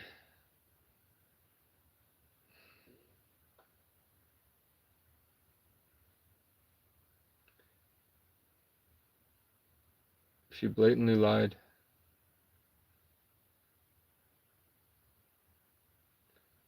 And it lines up so perfectly that it looks like I'm lying. I don't care if they take that day away. It's still way over the amount of hours that she said that I worked. So not only did she take a day off, she took many hours off each day. Even if she took the 27th off and I really did just not show up, like she said I did, it's still 25 hours. But then you look at the space I measured of what I did, you cross-reference that with the space I measured to prove how long it would take me to do that amount of square footage. The amount of square footage that I did matches my hours, and the amount of pads it would take to do matches the pads that I have, to prove that I'm telling the truth.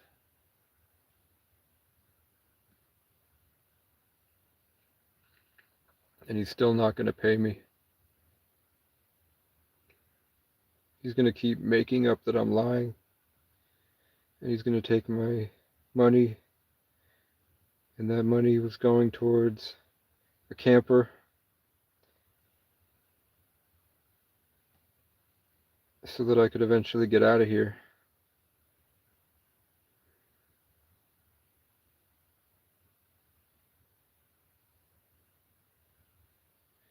I was thinking about trying to trade this RAV4 for a Tacoma.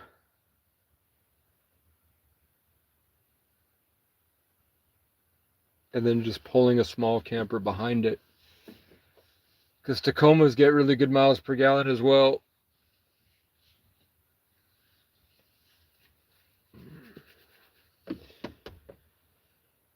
But I have to at least pay $50 to put it into the automotive center so they can look over everything and give me an estimate on everything that's wrong with it so that I can advertise it correctly. And then I would trade for, I don't have a title. I don't have a title. I'd have to buy the title from wherever titles are made.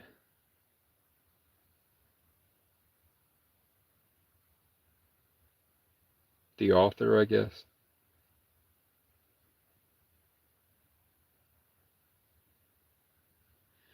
Something they don't tell you about loneliness,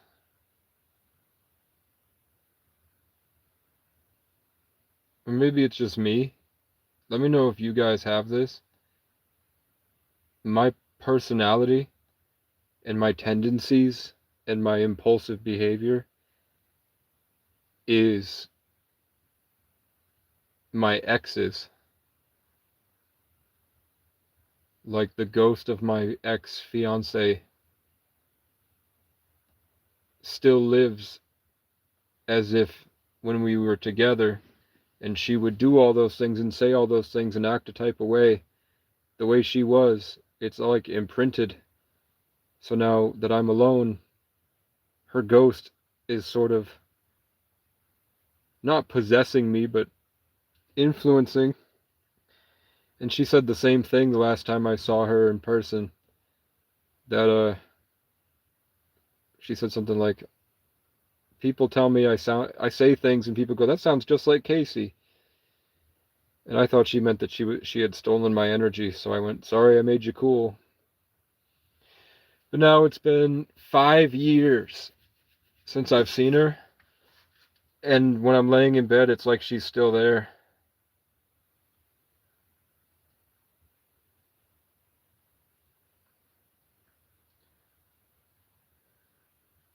But I hate her. She's someone that likes lying and keeping secrets, and she power games and shit. I just leaned back, opened my third eye, and I saw a gray alien was floating above my third eye, keeping it in darkness.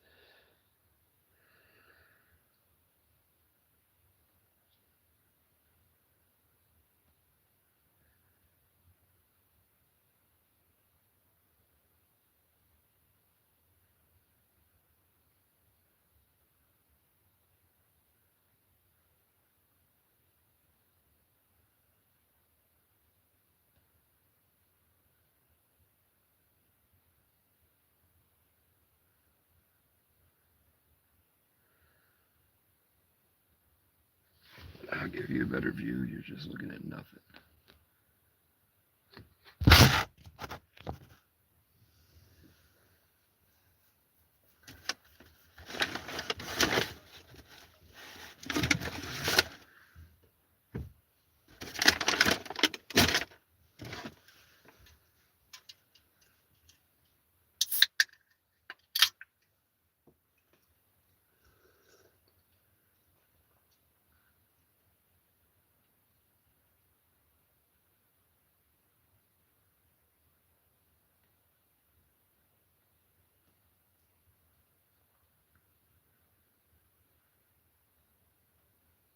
Why did they fuck me over for scraps compared to what the amount of money they were handling? They fucked me over for scraps. But to me, it's a lot because I'm this close to the gutter.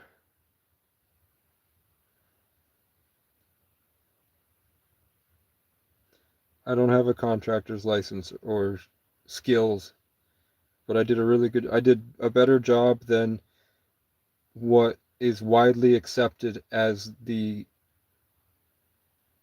hours and square footage would take. I did it almost twice as fast as regular contractors would. Job is perfect, and I did it for a third of the price, and they still fuck me over.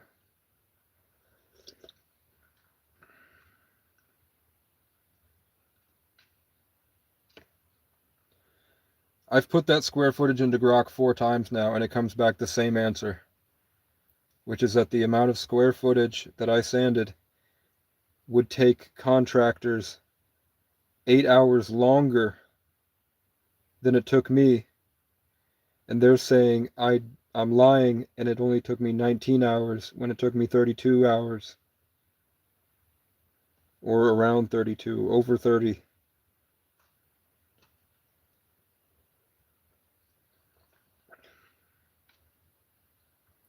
Eight to 6:25, 1 hour lunch. I have it right here on a piece of paper.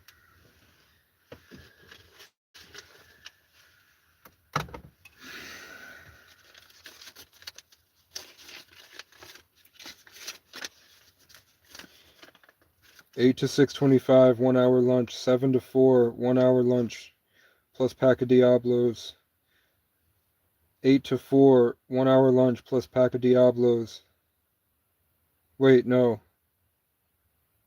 I just have 3 packs of Diablos. I have it in my phone notes when I bought the Diablos, but I have 3 packs of Diablos total. And then 8 to 6:25, 1 hour lunch. 7 to 4, 1 hour lunch. 8 to 4, 1 hour lunch. 9 to 4, no lunch, but spent time driving around to different hardware stores looking for the correct pack of Diablos I'm used to, so I don't fuck shit up when I'm by myself, using a different grit or a different brand, and then settling on 80 grit, which took an hour and a half. And when I got there, she said to count it towards my hours, so I got there at 11:30. I put it to 9.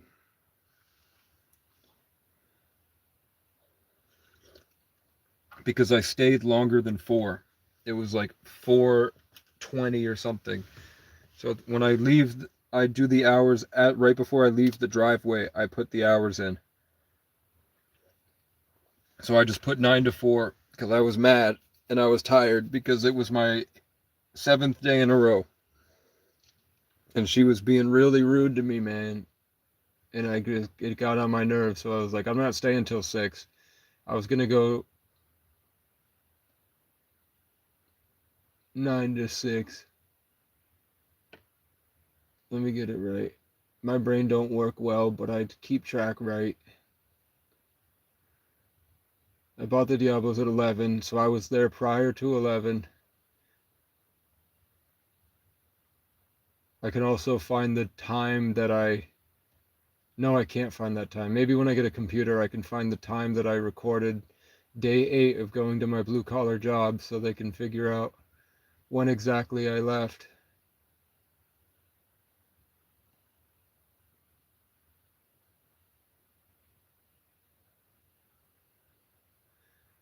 There was something with the driving time that added an hour and a half. And I rounded to 2 hours because I stayed after 4, but I put 4. Because I was trying to go to 6. And I think I also said several times that these hours, like 7 to 4 and 8 to 4, I stayed later than that, but I shaved off that time because he was always stressed about money, and I wanted to show that I was doing a good job. Because he said I was slow, and then I found out I'm actually twice as fast as contractors. I did the job twice as fast as it takes people because I didn't stop or take any breaks. And he's saying I worked 19 hours, and I worked over 30 hours. And she's saying that I didn't go in for a day. To my face, she said I didn't go in, and I didn't want to argue with her. I didn't want to argue about anything, but I threw in at the very end that even because I knew she was fucking up the hours on purpose, or she messed up because she's old and neurotic. At the very end of the conversation, the last thing I said was like, so even if I wasn't there on the 27th, it would still be over 19 hours, right? And then she went, take it up with him.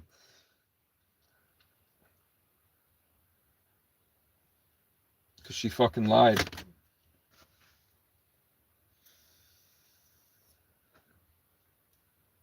But I'm not going to argue with her. It wouldn't do anything anyway. So I just snuck in the confirmation that I did go driving for the pads on the 28th, and they were out of 60 grit, and I didn't know what to buy. So I drove around looking, and then settled on 80 grit. And I took a big gamble with that because I don't know if that would fuck up the siding or not, but it turns out it actually works better than 60 in my opinion.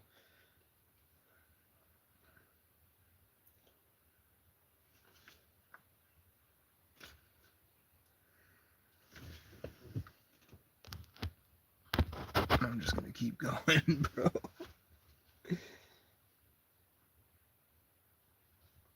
There's a mosquito stuck in here somewhere.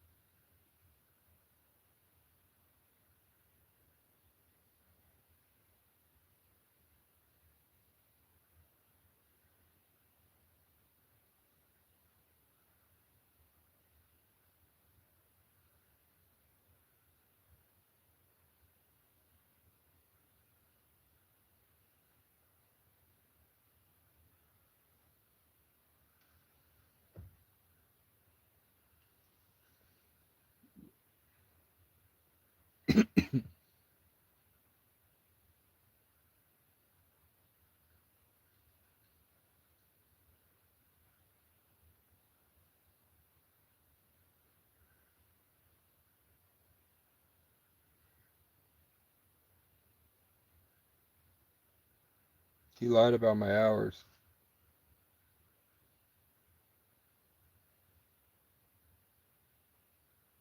I don't think he ever planned on coming back.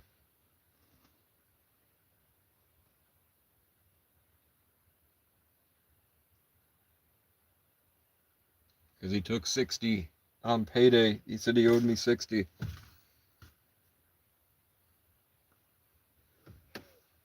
Because he paid for lunch for 3 days. And on the first day, he said, I'll buy you lunch.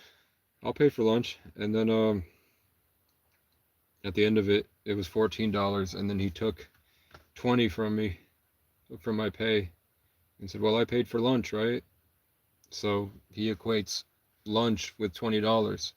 And he paid for 3 days of lunch. So he took 60 at the end and said, oh, I owe you 60 then. He was never going to pay me.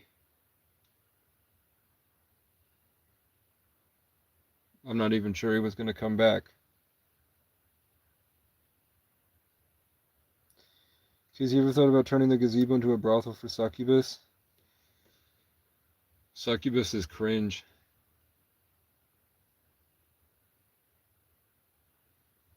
Succubus is mad cringe, man. Can someone kill this fucking mosquito, please? Where are you? I can't see you.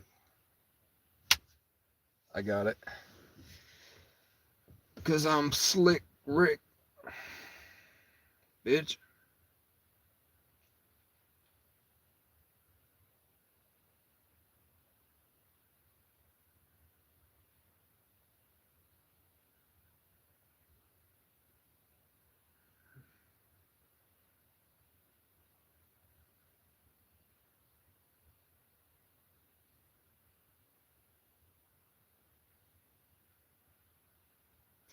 I want to lift the gazebo up. And then I want to put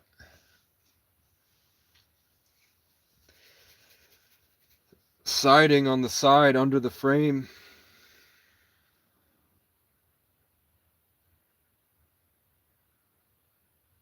On the frame. On the wooden part, I want to put siding on the side. Log siding.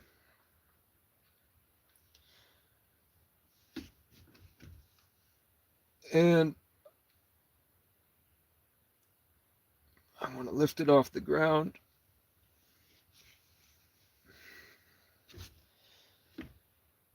I can fucking buy gravel, bro.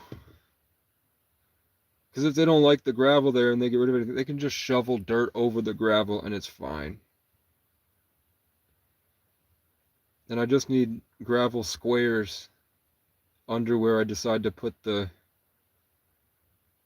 blocks. I'm going to try to buy these blocks that don't move, that have some type of metal attachment that I can put a wooden post attached to, and then attach that wooden post to the deck itself.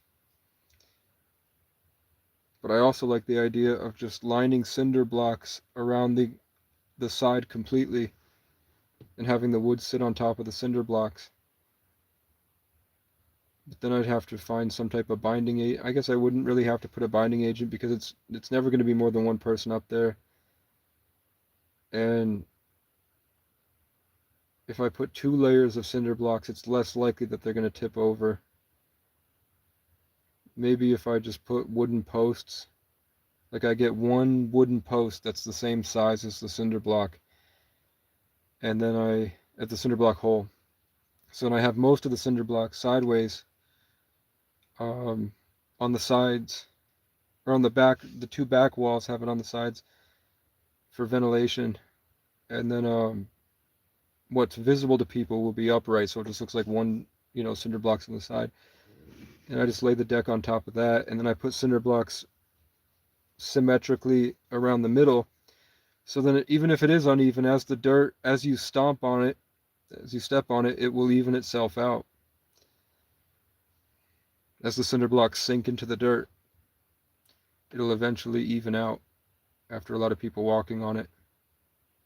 And then if like one is sagging, I'll just leave those sort of slimmer cement things that are supposed to go on top of the cinder blocks to cover it. You can just slide that under the sag and just lift it up slightly and put it under so that it's even. And I have a level.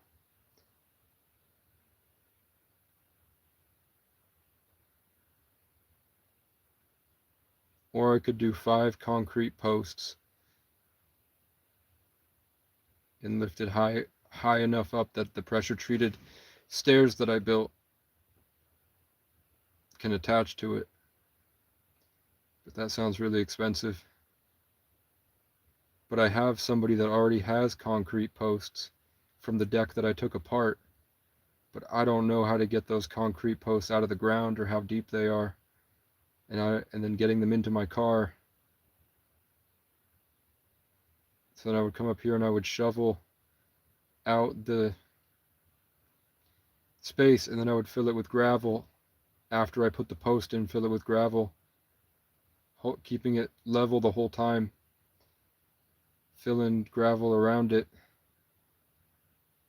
by putting a ring around it of all the gravel, and then just holding it up flat with the level here to see it's flat, and then shoveling the gravel in until it's taut, and then pushing the dirt back. And then I'd have to get a heavy drill or something to undrill the bolt that's in there already in the concrete, holding the broken rusty metal thing that the post used to connect to on their old deck. And then I just have to buy 4 new ones for that, so it would just be gravel in the post, gravel, the connector, and the post. And then I can lift the deck up, and then the gazebo on the deck, that would look really nice. But they want a more, we want a more intimate, I think everybody's going to want a more intimate feeling. They don't want to be separated from the ground. They want to be safely on the ground without the ticks and mosquitoes and sun. So it should stay on the ground, but it needs to be slightly lifted a little. It doesn't need to be slightly lifted. Maybe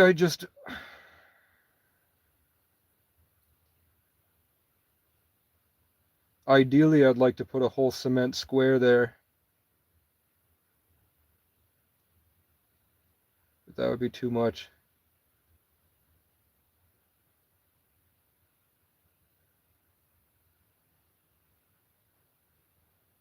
That's genius.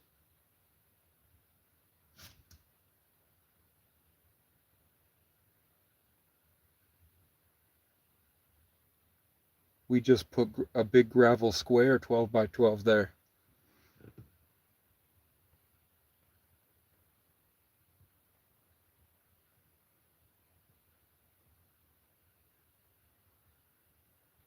So that even if they take the gazebo out, what I want is still there.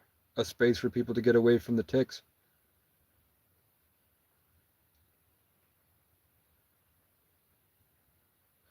But I probably have to make it last. I have to probably put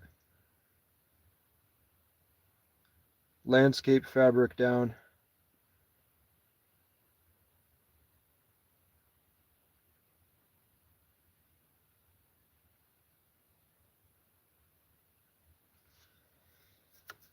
I have to figure out something that does longevity that's also inexpensive, that you can lay gravel top on dirt so that plants don't grow up through the gravel.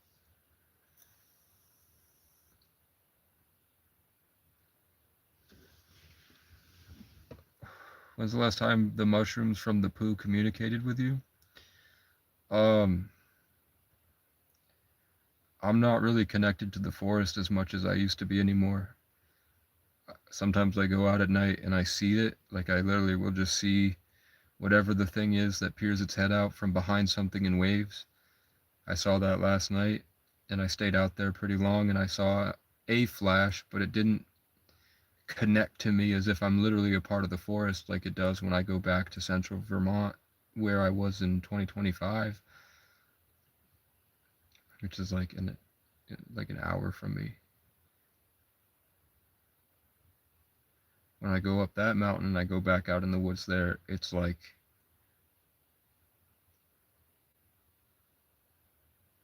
all the trees give me a hug and it's bright yellow and it heals me and I gain clarity and I almost cry, man.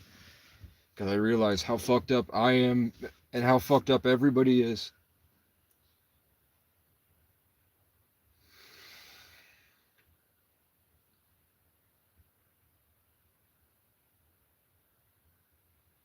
And I'm also kind of throwing my shit over a dead tree where it's just a bunch of dead trees over there instead of hold.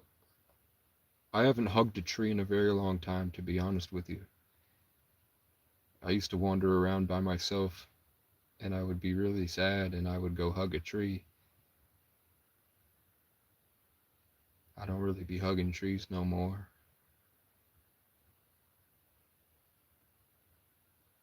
I want to go to space. Murph, don't let him go, Murph.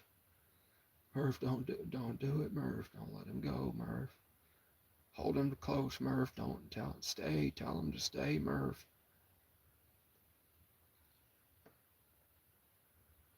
The Martian was a really cheap knockoff of Interstellar because Matt Damon wanted his own inner space movie. I'm gonna block you in a minute, man.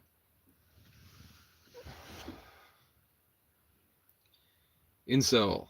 If you're not incel, you're just in a relationship you hate. It's the only way people get like that.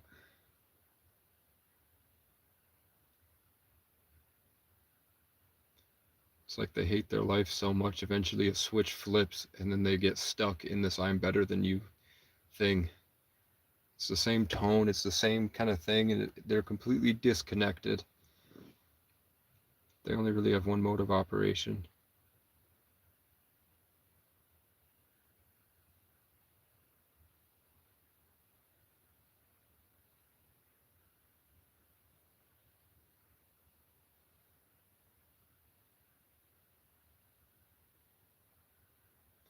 I'm seeing Native American spirits coming down and trying to pull off parasites attached to my spirit, like bugs, but not on my skin like schizo meth heads, like some type of like code probably. Oh shit! Last night I was recording and I said the clouds opened up and it looked like a cross shape or an angel shape, but it had these two long things going up. So I was like, I don't know what that is. It's like a trident or something. I just realized it's the fucking praying mantis. It was right above my head. It's the fucking praying mantis aliens.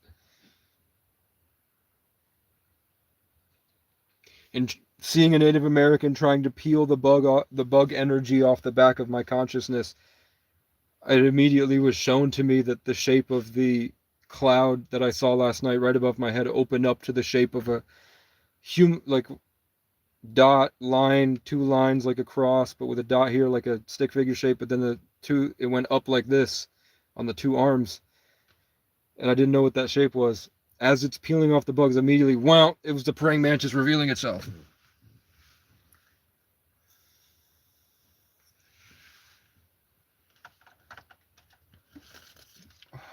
Kim Kardashian has spoke about the praying mantises. There are a lot of colleges that are doing DMT experiments, and they found that if you take a diffracted laser and point it at a wall, you do DMT, and then on the side you look inside the diffracted laser, and you find this language that people don't know what it means, but they all see the same thing over. I think he said that Danny Goler individually has data from 3,000 actual tests where they gave somebody DMT. They told him to look, they say, we see, like something that's not there, like unicorns or all this. So to tell them that that's what they should look for, and they go, no, I'm seeing this.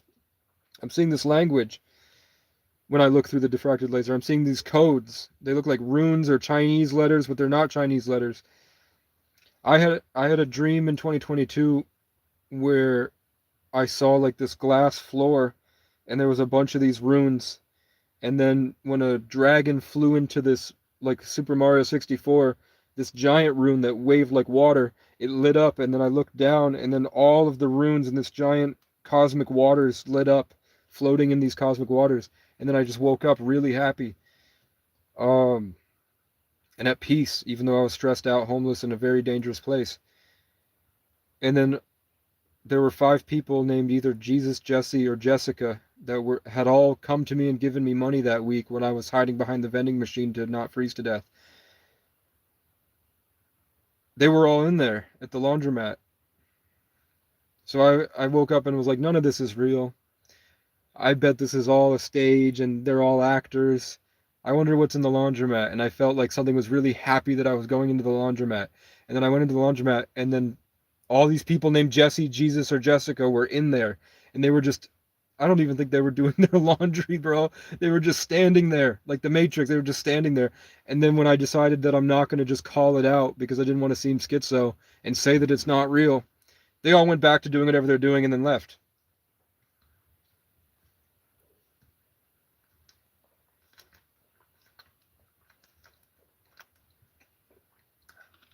That's real. Whether you like it or not, if it hasn't happened to you at this point, I think that you just don't deserve it. Or you're not ready for it. Because it'll make anybody crazy. But it's the truth. And everyday quantum physicists go on podcasts and tell you exactly what I'm telling you. Like the people at the top of their field and uncovering what's going on. Every day they're hinting more and more and more at the truth. Which is this.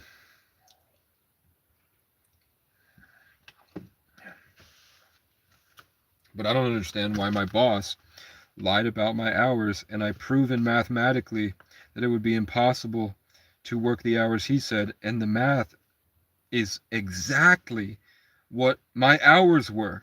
Who would have thunk that when I go measure the space that I sanded, it would align exactly with the hours that I posted? And when you look up the amount of pads it would take for that amount of hours, it equates to one off. I used one less pad, bro. Then what it would take for 20 minutes a pad for those hours.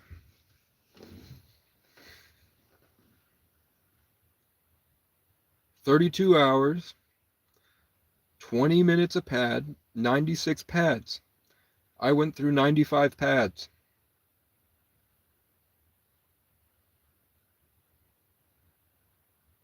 Sometimes you think you might be one of the NPCs. How do you know if you're real? Everybody's an NPC because nobody's brave enough to hold the focus and learn over time and retain what they've learned and keep the constant awareness and perception of changes in your own mind and being able to differentiate what's you and what's not, and then expanding yourself and losing yourself 1,000 times to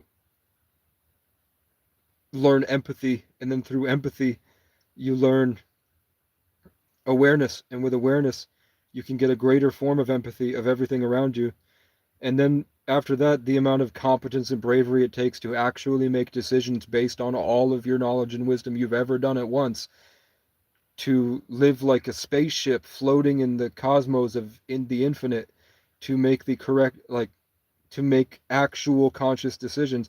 It's so taxing and whatever. It's what the Bible says. It's better to just live like a child and appreciate the gift of life.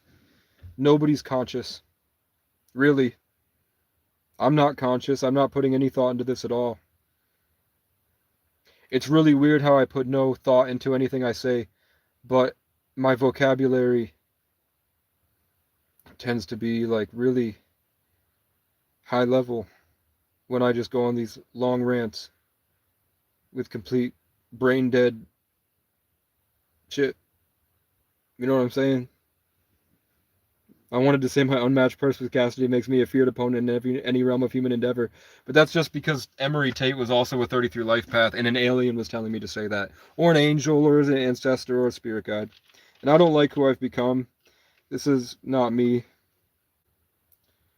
But I'm losing faith that I will be able to function the way that I used to, because the world has changed and I've changed. And at the very least, I need to move somewhere where there's no crows. I think I need to move somewhere with no crows for a long period of time and see what changes, and then come back after I heal from the crow torture. You saw crows barking. You saw crows fighting with me for like 2 hours today.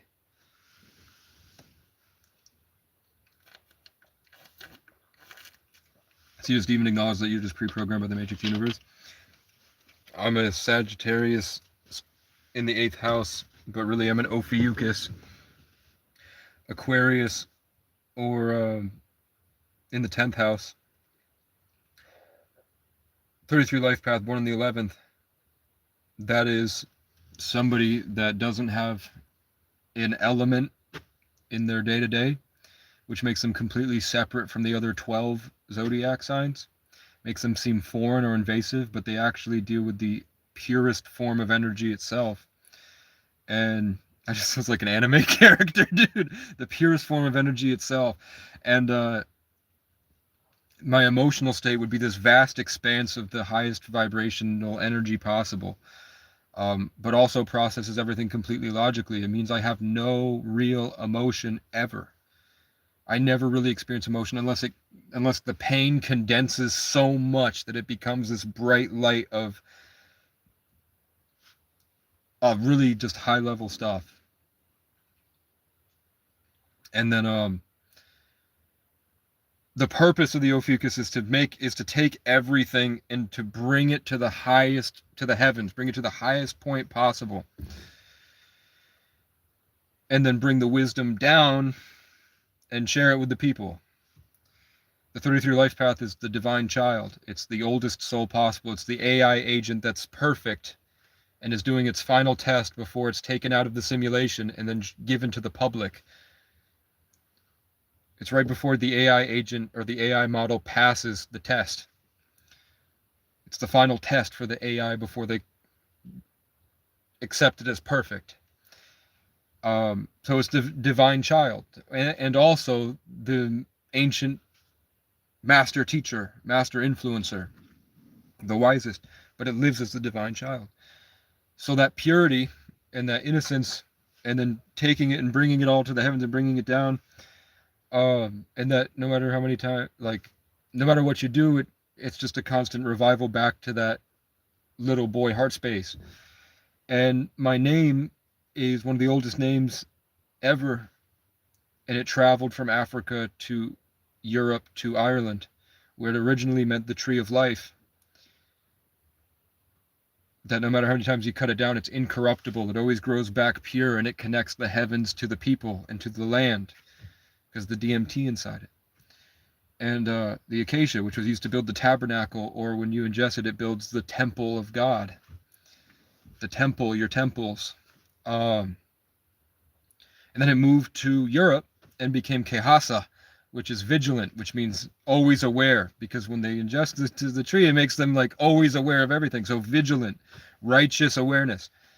But it also has that thing about blocking other stuff, because God is awareness and all this stuff and blocking everything out. And then when it got to Ireland, it became Casey, which means brave. So you can see that incorruptible to vigilant to brave. The meaning changed and the name spelling changed, but it's the same root. It stemmed and grew into that. So my astrology, and the 11 is the connection between all dimensions. That's why 11 in Stranger Things opened the portal. I'm born on the 11th. The 11th day makes it so you're sort of like outside of reality, just like the Aquarius and just like the Ophiuchus, outside of everything, while inside everything, and just like completely foreign and different than everything else on this realm. Which is why 11 opened up the portal to the thing, and 11s receive the information. They have this responsibility to share it with the collective. That's why Joe Rogan, Alex Jones, Aiden Ross. But they're not 33s, so my name starts with a C, 3. Their names all start with 1. So J is the 10th letter, Joe Rogan, Alex is 1, and Aiden is 1. So they're in a position, and that reflects their sun sign. So Aiden's a Libra, and it deals with the balancing between opposing forces. So he manages boxing matches now. He throws boxing matches, and before that, he would bring in gang members from the streets, and then he would put them around gay suburban kids, and he would have them argue, and that's how he blew up. Whether you like it or not, this is what the people who run the country believe. Trump has a Kabbalah teacher to teach him how to do these and put his stuff on the right days for the right energies. Every religion in the world follows this stuff because everybody's trying to uncover what's going on, and they found that there's God. There's a code to reality. There's evidence of a creator, a lot of evidence of a creator, especially when you get into string theory and quantum physics and how everything was orchestrated. No matter what religion or belief system you have to equate one miracle, which is we don't know what happened when the Big Bang happened. There was nothing, and then there was everything. You have to, no matter how far you get into science, you have to allow for one miracle. And then all these physicists have this quote that says that the first sip of atheism lies science, and or the first sip of the natural sciences lies atheism, but at the bottom of the glass, God is waiting for you. Alex Jones is an Aquarius 11. The Aquarius is the righteous truth that dispels all the negative energy, or all the false narratives. What does he do? InfoWars. The Aquarius is doing InfoWars, the Aquarius 11. Where he's like, this is happening, this is happening, this is happening, this is happening, this is bullshit, this is bullshit, this is bullshit. They're all lying, and this is the truth. Joe Rogan's a Leo 11, so what does he do? He got his thing from everyone that orbits him. And then he built the mothership. He produced a planet.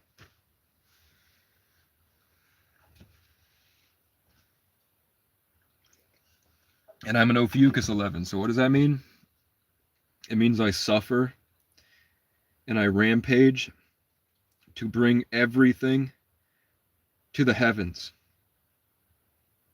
and bridge the connection between everything, to embody an energy that connects everything while I go through the worst experience,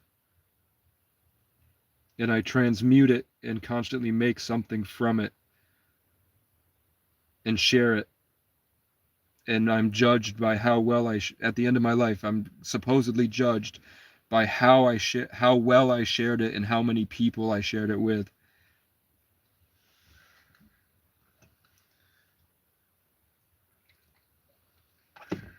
.33s have to sacrifice themselves for humanity. Like XXX when he was killed by what? Drake, or the dragon, or the devil. And then the dragon or the devil was defeated by the fiery Irish king, or Kendrick. Because the Irish are the true Israelites. The Brits were the cave monkeys. The Irish were a breakaway Hebraic culture that intermixed with the dark-skinned natives, which is why we have melanin in our freckles and the English don't.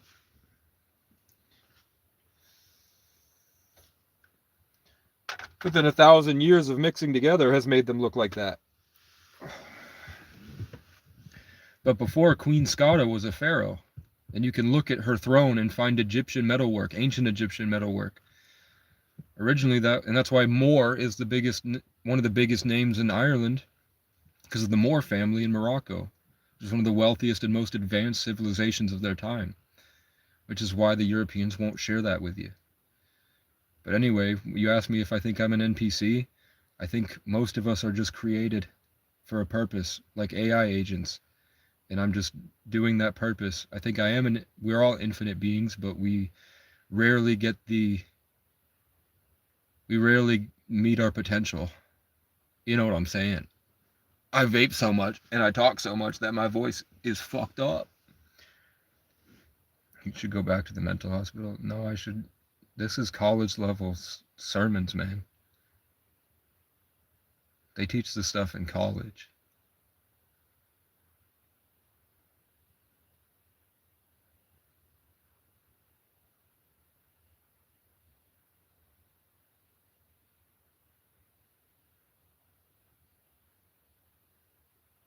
So do I think I'm an NPC? I think I'm afraid to not be an NPC. So I think I just revert to my base code all the time instead of raising my awareness and really activating everything that I've learned and trying to make better decisions, because in the past when I would get there, the world would get very violent. You can see that when I get happy, I get attacked. When I get functioning, I get attacked almost instantly. Every morning. The first day I got work, I went to bed really happy and fulfilled. I woke up and the cops were there. I worked 2 weeks. I was really proud of myself and what I was doing. I come back and everything I built was broken. I rebuild it. I go back to work. I work hard. I do the job. I get back feeling fulfilled. And then my stuff is smashed again. Some of my stuff is stolen, and they left a card for the civil division where I find out that the owner's daughters have superseded the owner's legal authority because they're 90 and want me to leave on October 14th, even though the owner said I could be here pretty much forever. And that they're going to log the place and sell it all for the Knights of Columbus's kids. And then they're just going to, ruin shit in the face of their owner. Shit in the face of their father, who is the owner of the property. Just because they're mad at me. They won't talk to me. They won't look at me. They come up there and just tell me to do things. And what they're telling me to do is to fix their mess. I'm asking for help to build amazing stuff that will help everybody. They're trying to make it look like they're doing stuff without having to do stuff. When I couldn't do that, God literally wouldn't let me. The fuel for the brush cutter isn't available here.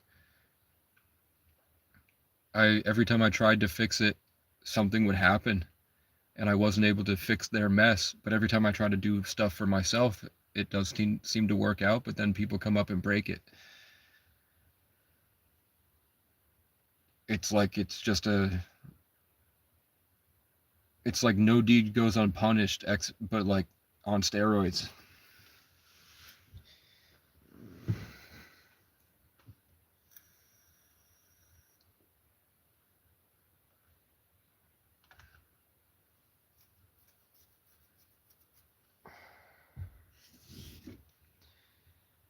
Is it after 10?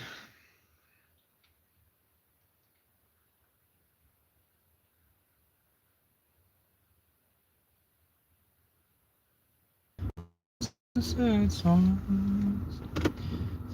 Ever thought about door dashing? See, back in the day, I had ops. I have ops now, but I don't have serious ops. Like, I have ops that hate me because of shit they make up in their mind about me being homeless. Before, I had ops that wanted to kill me because I was the prettiest girl in town. Goodbye, dear. Doe, a deer, a female deer, sitting in the fucking grass, pretending to eat for some reason. That's a baby deer. So my ops called DoorDash and said that I did something to them, and they just looked into my account, found I was running multiple accounts from my phone, and then they axed me from DoorDash completely. But I used to be top dasher in Plattsburgh and Burlington. I was top dasher in Plattsburgh for the summer, and I was top dasher in Burlington for the fall. And then my mom is a narcissist, and she has really bad mental illness. She lied to the cops when I was 22 and said I had a grenade and was trying to kill her because I was moving away. So they acted accordingly, and I got maced, and they locked me in a broom closet and didn't wash my eyes. And then after that I said, if you're really mentally ill enough to convince yourself people are trying to kill you that ridiculously, it's going to make people want to hurt you eventually. So she filed an RFA, and then she violated that pretty much every day, continuing to talk to me, offering to pay for a storage unit and insurance. And that was cool, but then whenever she felt like it, she would call the cops and say that I was talking to her, so I would get arrested with a felony. So I'm a 3-count felon now. And part of that was that they showed up on Thanksgiving. So I was in the middle of an Instacart order, and they showed up and arrested me at Price Chopper. 3 families' Thanksgiving dinners in my cart. And I went to jail for my Thanksgiving. We had Thanksgiving dinner in jail. And I got fired from Instacart. So I can't Instacart or DoorDash. I know, it's like I always have some shit to say like I'm a perpetual victim, but the crazy part is that it is provable that it's not me. The thing that's me is that I shouldn't have answered my mom.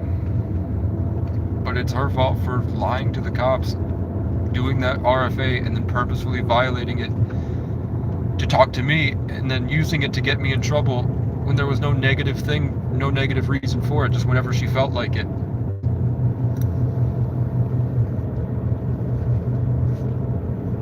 But anyway, I'm gonna go listen to my tarot videos, and then I'm gonna walk a lot on the treadmill.